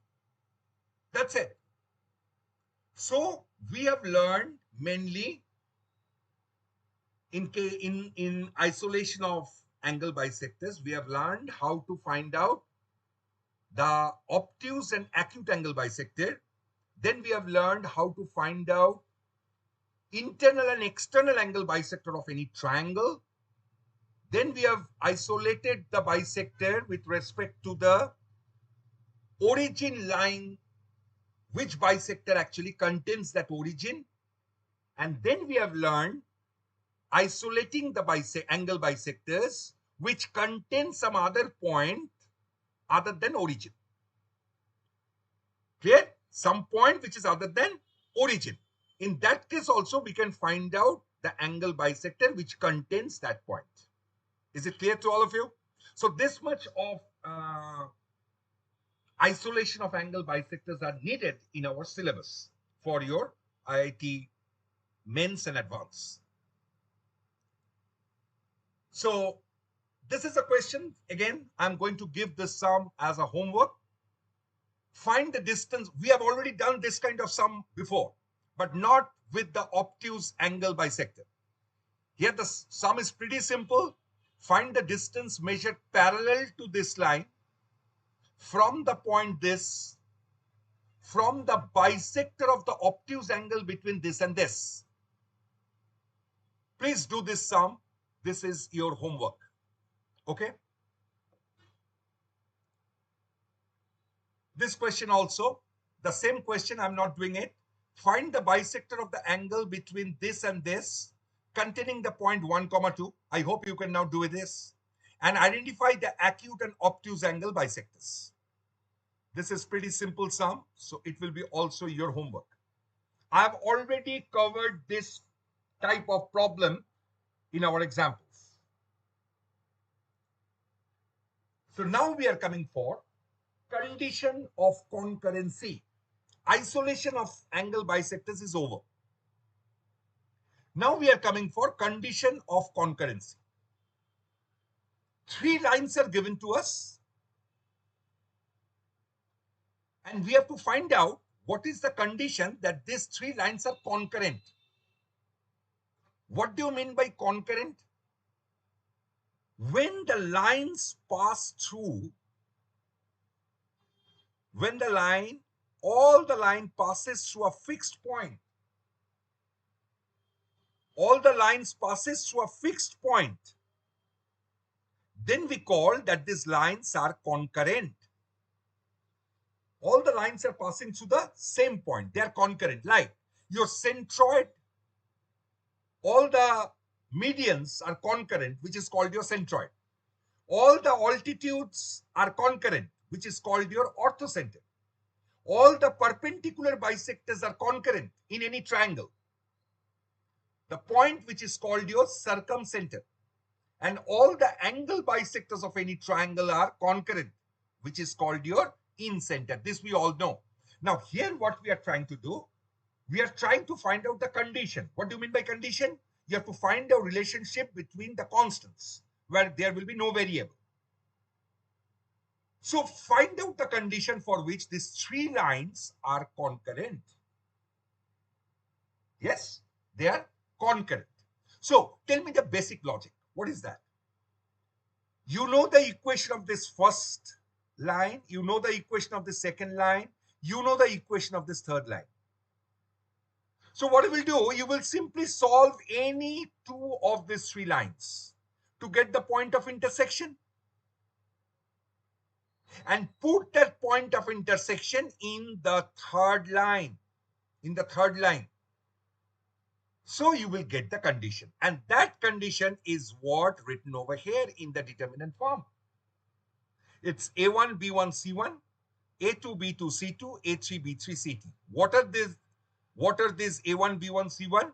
These are the terms given in this straight line.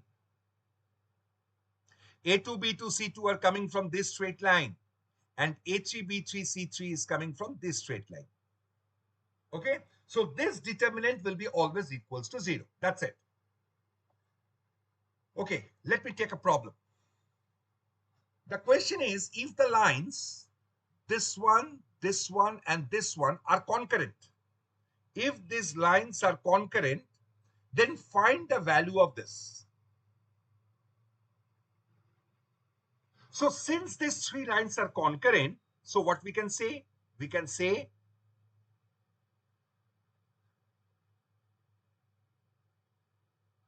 this is equals to 0. This is equals to 0. So from here, we have to find out the value of this. Now, I'm telling you, since this is a lecture of class 11, those who know determinant, in fact, in this problem, I will use the properties of determinant to solve this sum.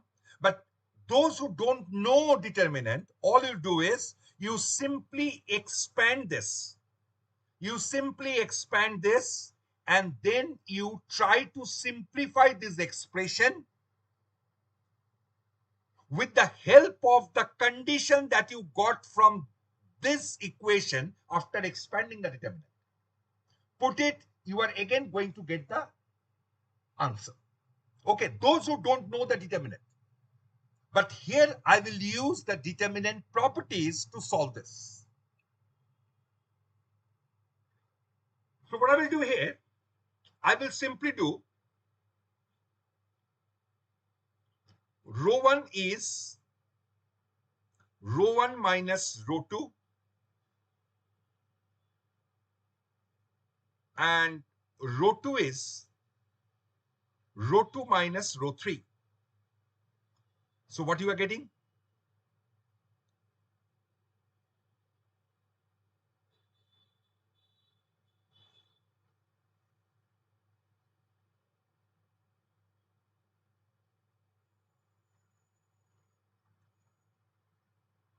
This is the simple row operation I have used.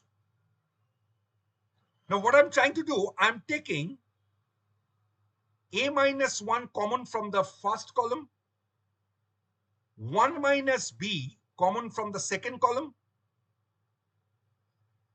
and 1 minus c from the third column. So we are basically having 1, 0, 1 over a minus 1. This is 1, this is minus 1, and this is 1 over 1 minus b.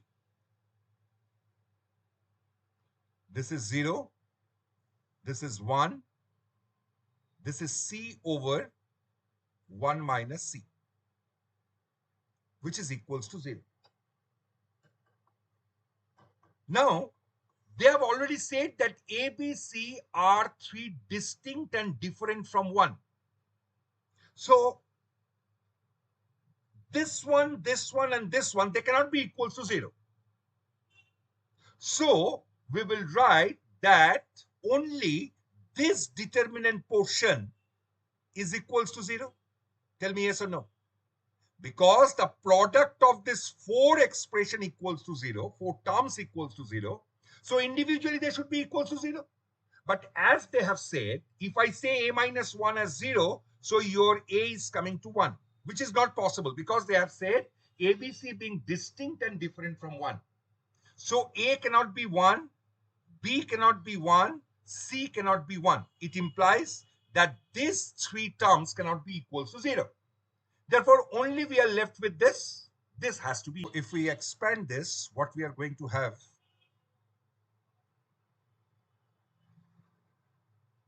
one into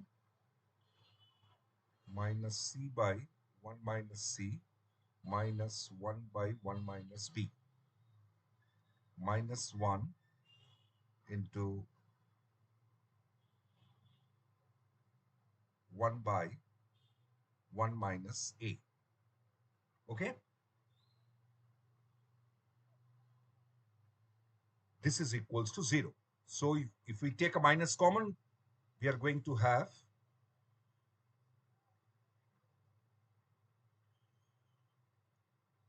now let me add 1 on both sides. So we are having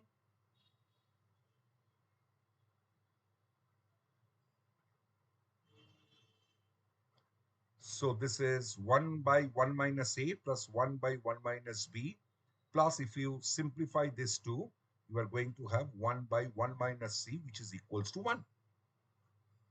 Okay, so the answer is for this expression is 1.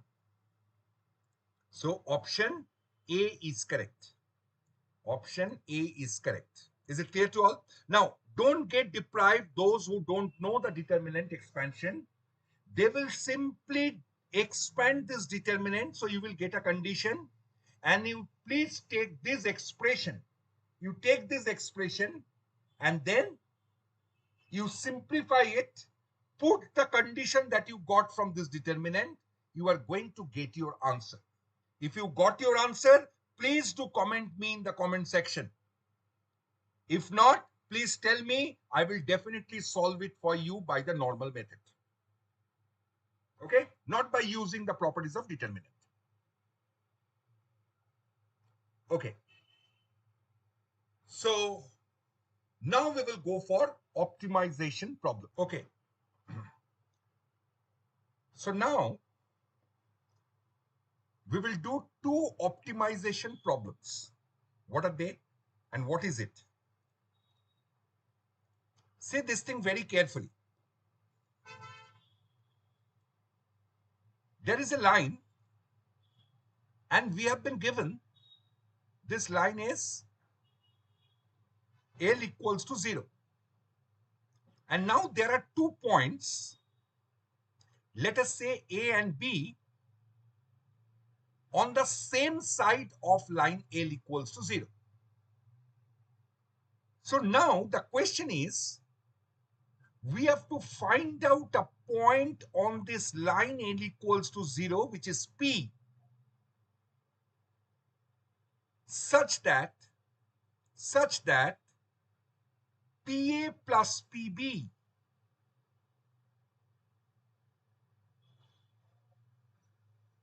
plus PB will be minimum. The distance, what we have to find out? We have to find out PA plus PB is minimum.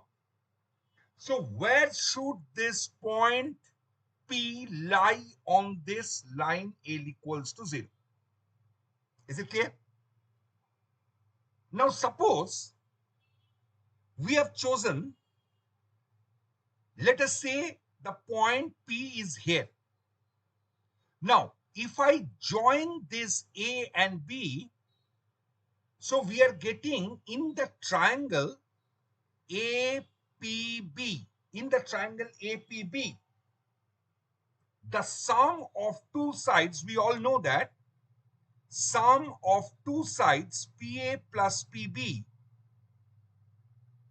will be greater than the third side AB. The sum of 2 sides of any triangle is always greater than the third side. So PA plus PB is greater than AB. Now, the minimum value of PA plus PB will be minimum when this is equals to AB. Yes or no? PA plus PB is greater than AB. So what will be the minimum value of PA plus PB? When PA plus PB is equals to AB. The moment PA plus PB is equals to AB, it means that your A, P and B, they are collinear.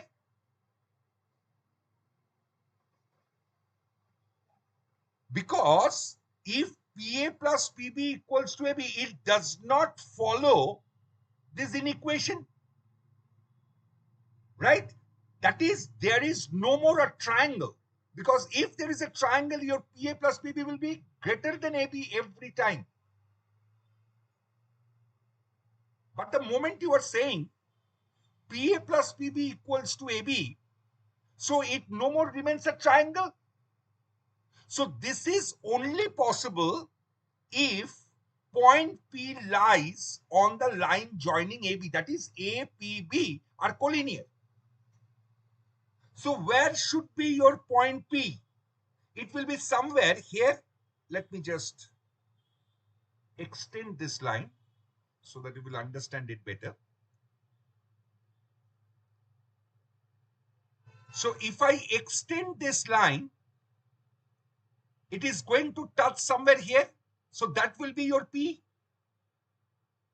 But see whether this condition is satisfied in this case.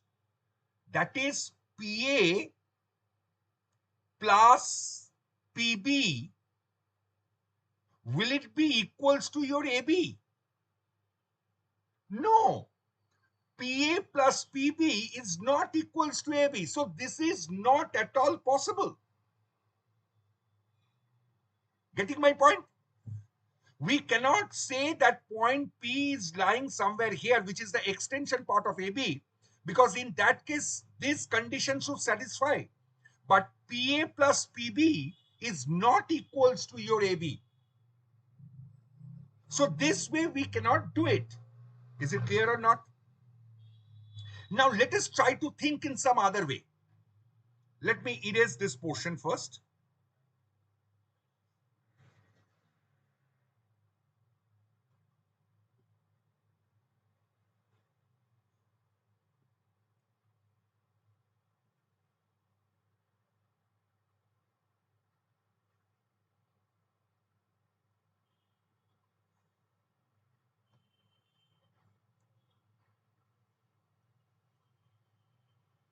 This is not my point P because this is not possible. Okay. Now what I'm trying to do, I'm trying to find out the image of point B with respect to this line L equals to 0. So it will be somewhere here. Okay. It will be somewhere here.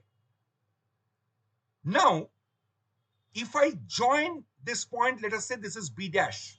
Now let me join this point. Okay. Now, if you observe the triangle, PBC, this angle is 90 degree. And in PB', this angle is also 90 degree. In these two triangles, this side is common. This angle is 90.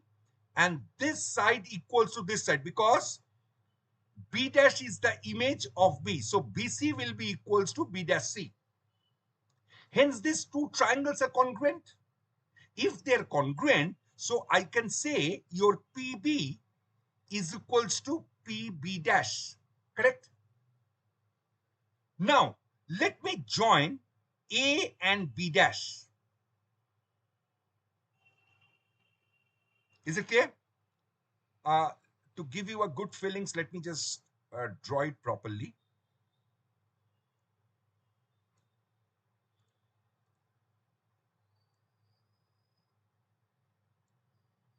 Okay.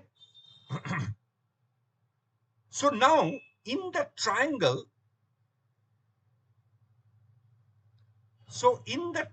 look it carefully. In the triangle PAB dash, your PA plus PB dash is greater than AB dash. Clear?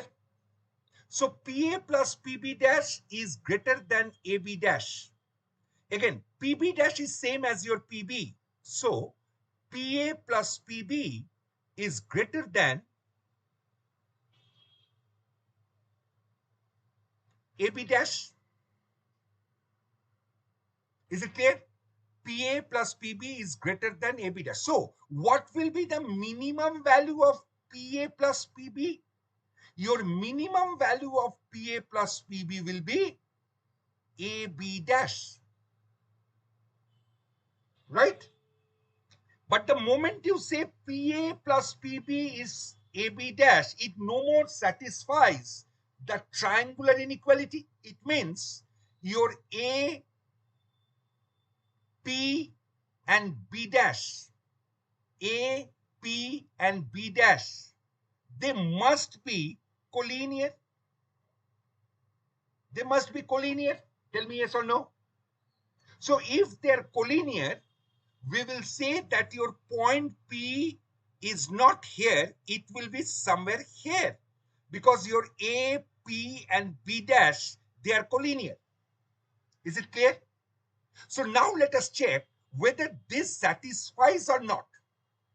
See, PA plus PB dash, PA plus PB dash, which is same as your PB. PA plus PB dash is your AB dash. PA plus PB dash, which is same as your PB, is equals to AB dash. So this condition is satisfied. So the required point in this case will be this point. When this point is chosen, and if you join AP and PB, then this distance, the sum of these two distances will be minimum. Have you got it? So what we have learned from this optimization problem, that is when there is a line and when 2 points are given to you which are lying on the same side of the line, then all you do is you simply find out the image of any of these 2 points with respect to this line. Okay, let us say we are finding out the image of this point. Let us say this point.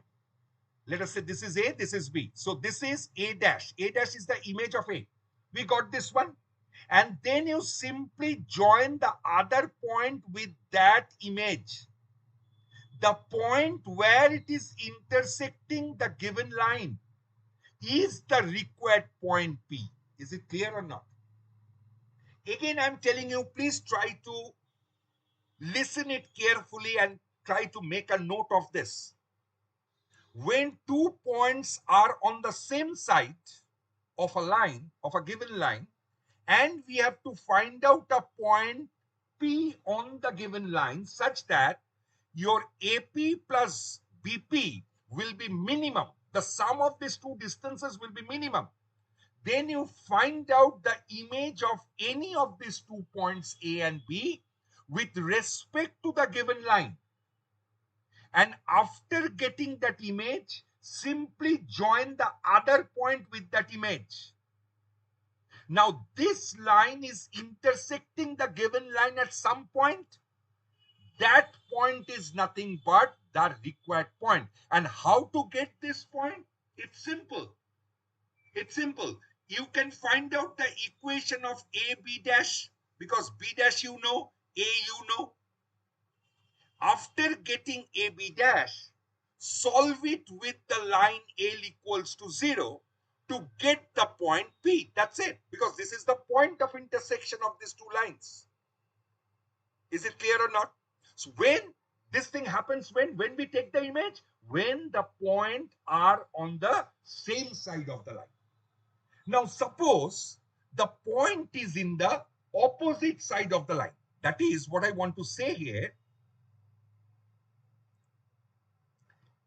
Let us say there is a line and now my 2 points are lying on the opposite side of this line. Suppose this is A and this is B. Now I have to find out a point P on this line such that AP plus PB, let me draw it properly.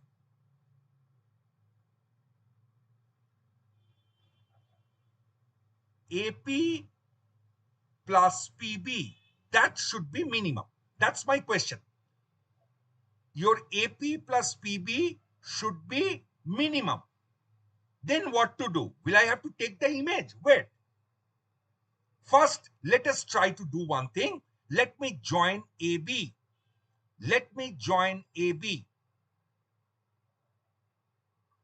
Now we are having the triangle APB. In this triangle, what we can say? PA plus PB is greater than the third side AB. Now, for minimum value of PA plus PB, for minimum value of PA plus PB, your PA plus PB has to be equals to AB.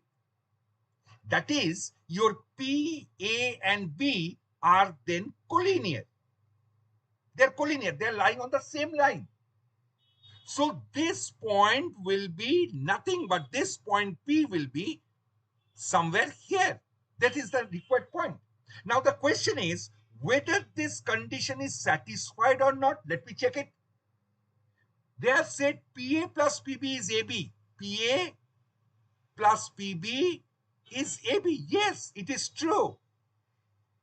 So what we have learned? We have learned that whenever 2 points are on the opposite side of the line, and we have to find out a point P on the line L equals to 0, such that your AP plus PB is minimum, you simply join A and B.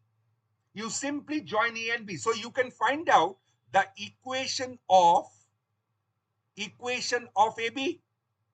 The moment you get the equation of AB, solve it with L equals to 0 to get that required point P. As simple as that. Is it clear? So when the 2 points are on the same side, you take the image of any one point with respect to the line L equals to 0. Let us say this point. So you know the coordinate of this point. Then you find the equation of AB dash. This is the working rule. Find out, first step is what? Step 1. What is step 1? If they are on the same side, what is step 1? Find image of any point A and or B. Image of any point with respect to the line L equals to 0. Okay. After getting that, suppose in this case we got B dash. Now you simply join AB dash. Find out the equation of AB dash. After getting AB dash, solve for AB dash equation, which is equals to 0, and L equals to 0. That's it. Solve AB dash and L equals to 0 to get that required point P such that your AP plus PB will be minimum. That's it. But if they're in the opposite side of the line, you simply join AB and solve the equation AB and L equals to 0 to get our required point P on the line L equals to 0. That's it. Is it clear to all of you? Is it clear? Okay. So this is what is called your optimization problem 1. Now we are moving for optimization problem 2. In this case, what they are saying, there is a line, and there are 2 points on the same side of this line, A and B. Okay? Same side on the line, A and B. Now you have to find out a point P, let us say the point be this, such that AP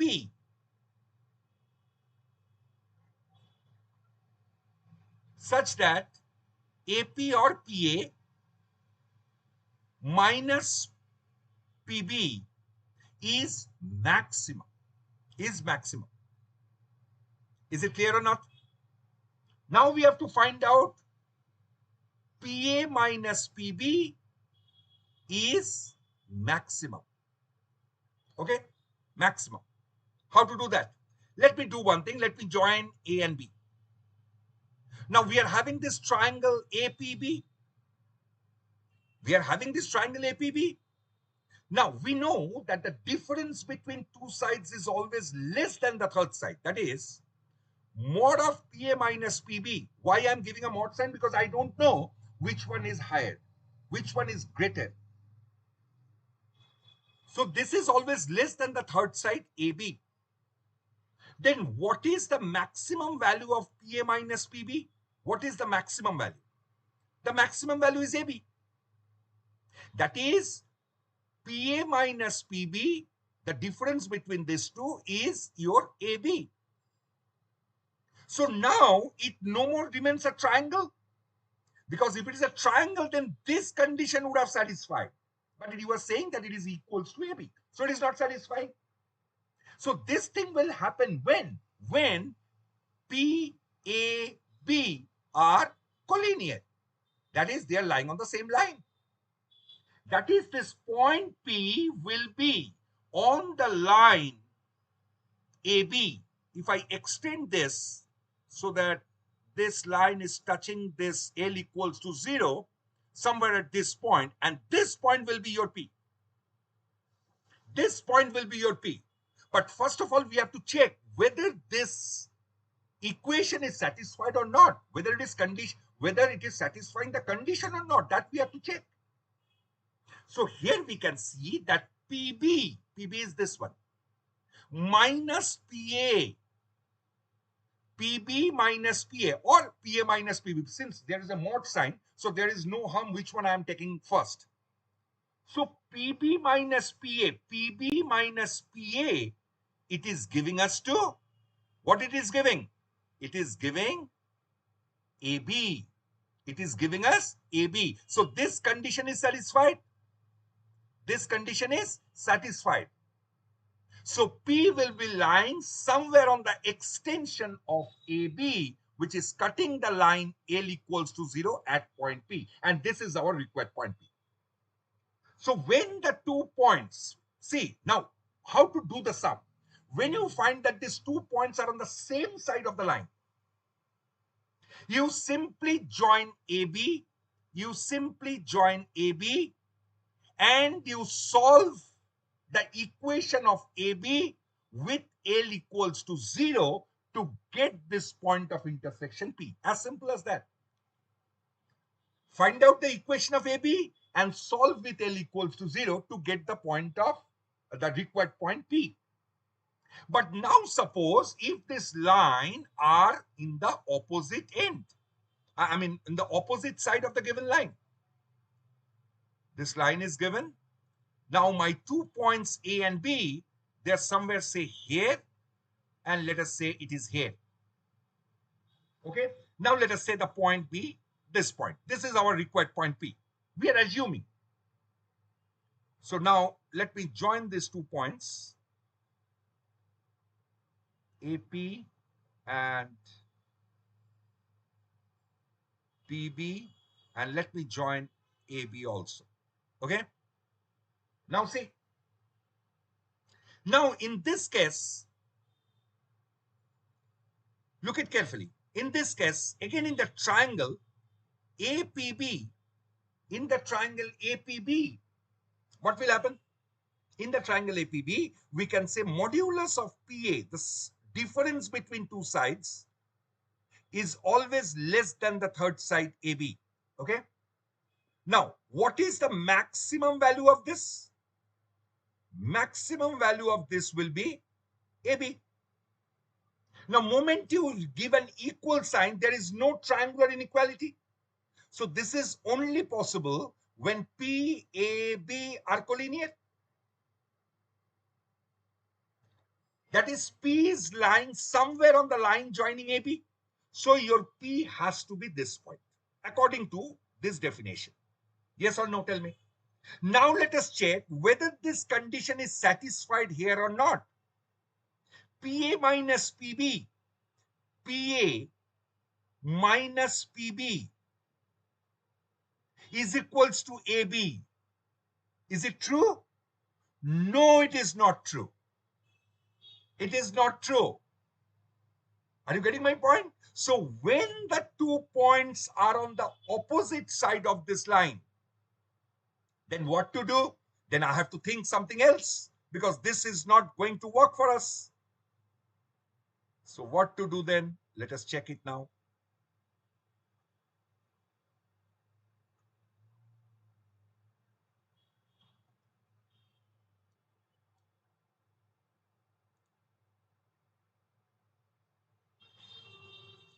Okay, it's not getting rubbed anyways.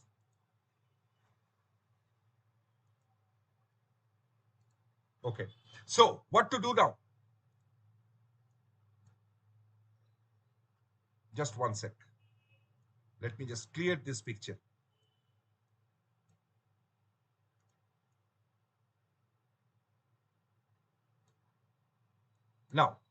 See this one.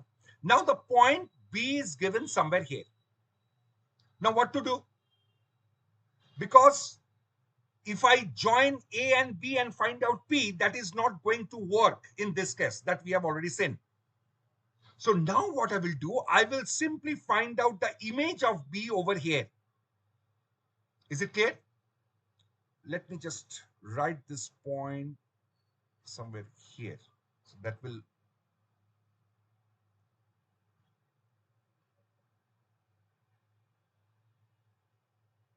just 1 second. Let me write the point here.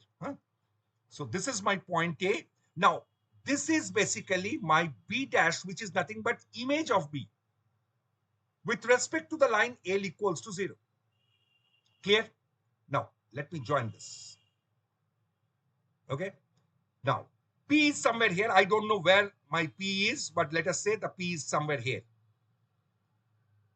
So, AP and PB dash. Okay. We have to show that PA minus PA dash. But before that, let me join this also. So now, please see these two triangles. What are they? PB dash, triangle PB dash C, and triangle PCB. Please see this one. CB dash and CB, they are equal. This angle is 90 degree and this side is the common. So these two triangles are congruent. If these two triangles are congruent, then we will say that your PB is same as your PB dash. Now we have to find out the value of AP minus BP.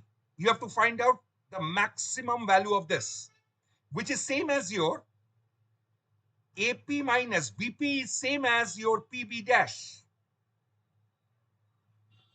So we have to find out the maximum value of this. Okay. So now let me join this line. Now please see the triangle. See the triangle PAB dash. In this case, we will write mod of PA minus PB dash. PA minus PB dash is less than AB dash, because the difference between two sides is always less than the third side. Now, PB dash is same as PB, which is less than AB dash. So what is its maximum value? I'm writing it here. What is the maximum value of PA minus PB? The maximum value is nothing but AB dash. Now look at carefully. Your PA, B dash, PA and B dash, right? They have to be collinear. Otherwise, how this equation part is coming? Because here, there is no inequality thing. So there is no triangular inequality is satisfied here. Thus, they have to be collinear. That means point P will be nothing but the point on the extension of the line AB dash, which is cutting the line L equals to 0 here. This is that required point P. Is it clear? Now we have to check whether this is satisfied or not. That we have to check. Check this one. PA minus PB. PB means it is same as PB dash.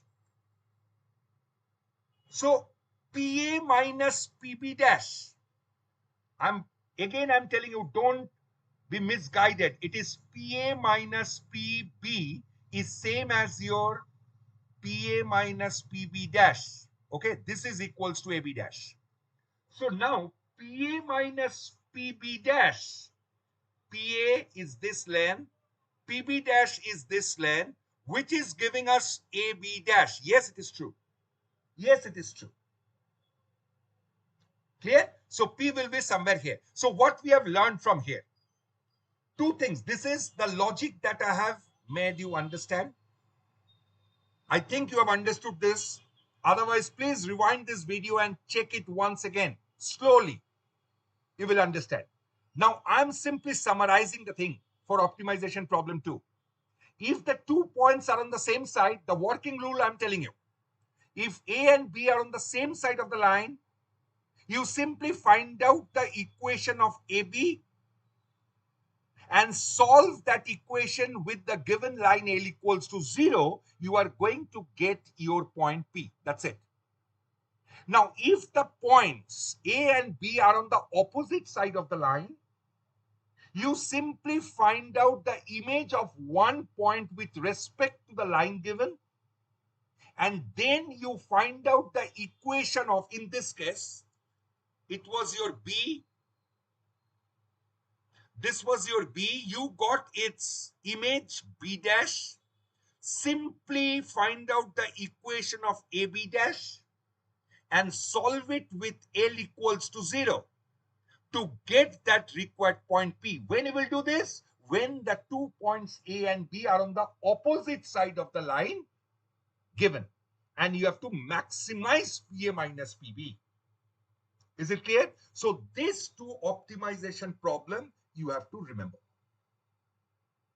Right? So I've summarized the first optimization problem when you have to find out PA plus PB to be minimum. And then I have explained the optimization problem 2 when we have to find out PA minus PB is maximum. So these 2 methods you have to remember. Again, I'm telling you, if you are doing first time, please do rewind the video for this portion and please see the video again and make a note of it slowly. Make a note of it, you will understand everything.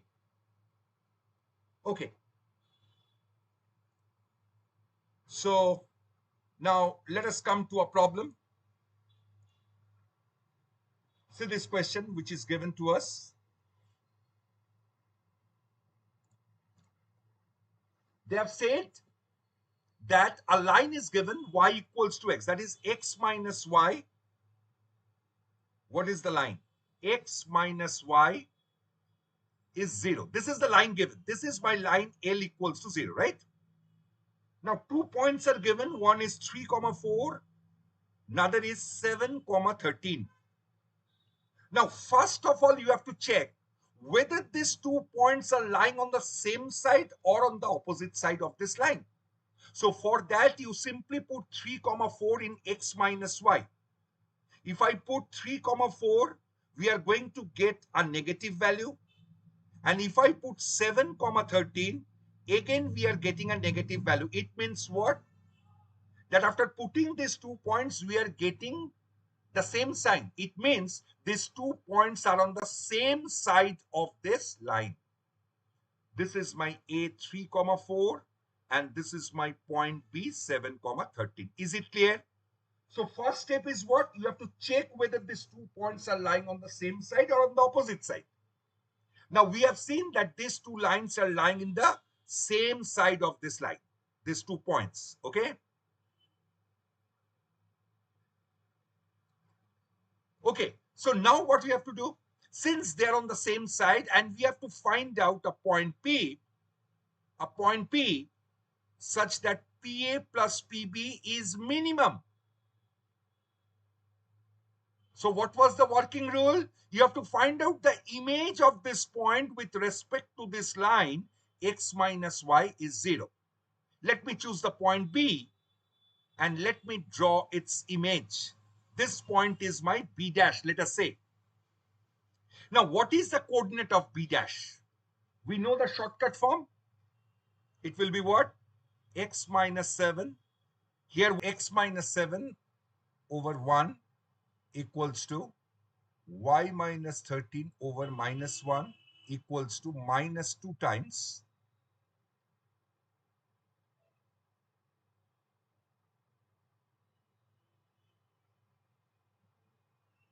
7 minus 13 divided by 1 square plus 1 square. So we are having x minus 7 over 1 .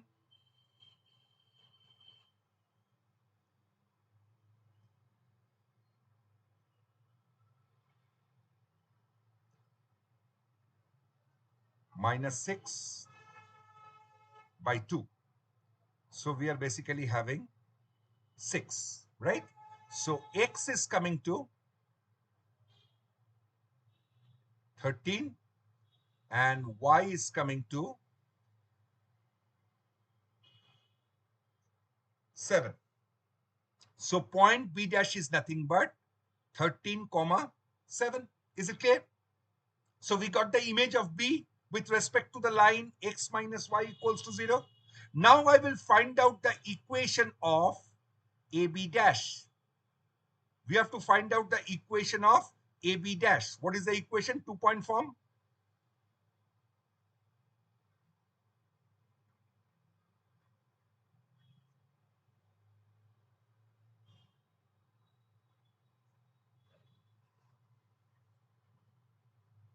So we are getting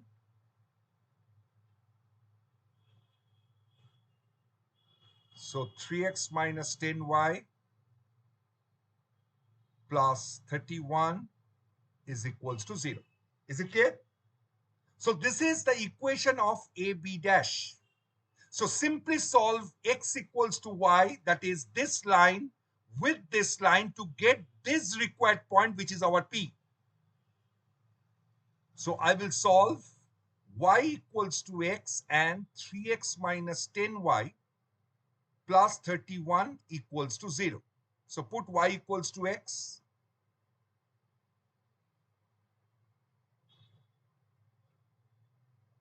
So y is coming to 31 over 7, which is same as your x. So what is the coordinate of point P? Point P is 31 over 7, comma 31, comma 7. That's it. Have you understood this problem? Is it clear to all? First of all, what you have done, I have checked whether these 2 points are lying on the same side or on the opposite side. Since they are lying on the same side, so I have to find out the image, then find out the equation and solve it ill. That's it. That's the method. Okay, let's move for the next problem. This question will be your homework then. You try this sum. First of all, you have to check whether these 2 points are on the same side or on the opposite side. And accordingly, you find out what is the maximum value of PA minus PB. Clear? And the third sum, this one, this is a very, very important sum which came in JEE Main 2021. Fantastic sum. Please try this one. I will definitely solve it in the next class, but you must give a try to this sum. Okay? So these 3 sums will be your homework for tomorrow's class. So see you tomorrow. And tomorrow we are going to start with pair of lines. Okay? Okay. See you tomorrow in the evening. And stay tuned to us. Those who have not subscribed our channel, please do subscribe and press the bell icon. Thank you so much.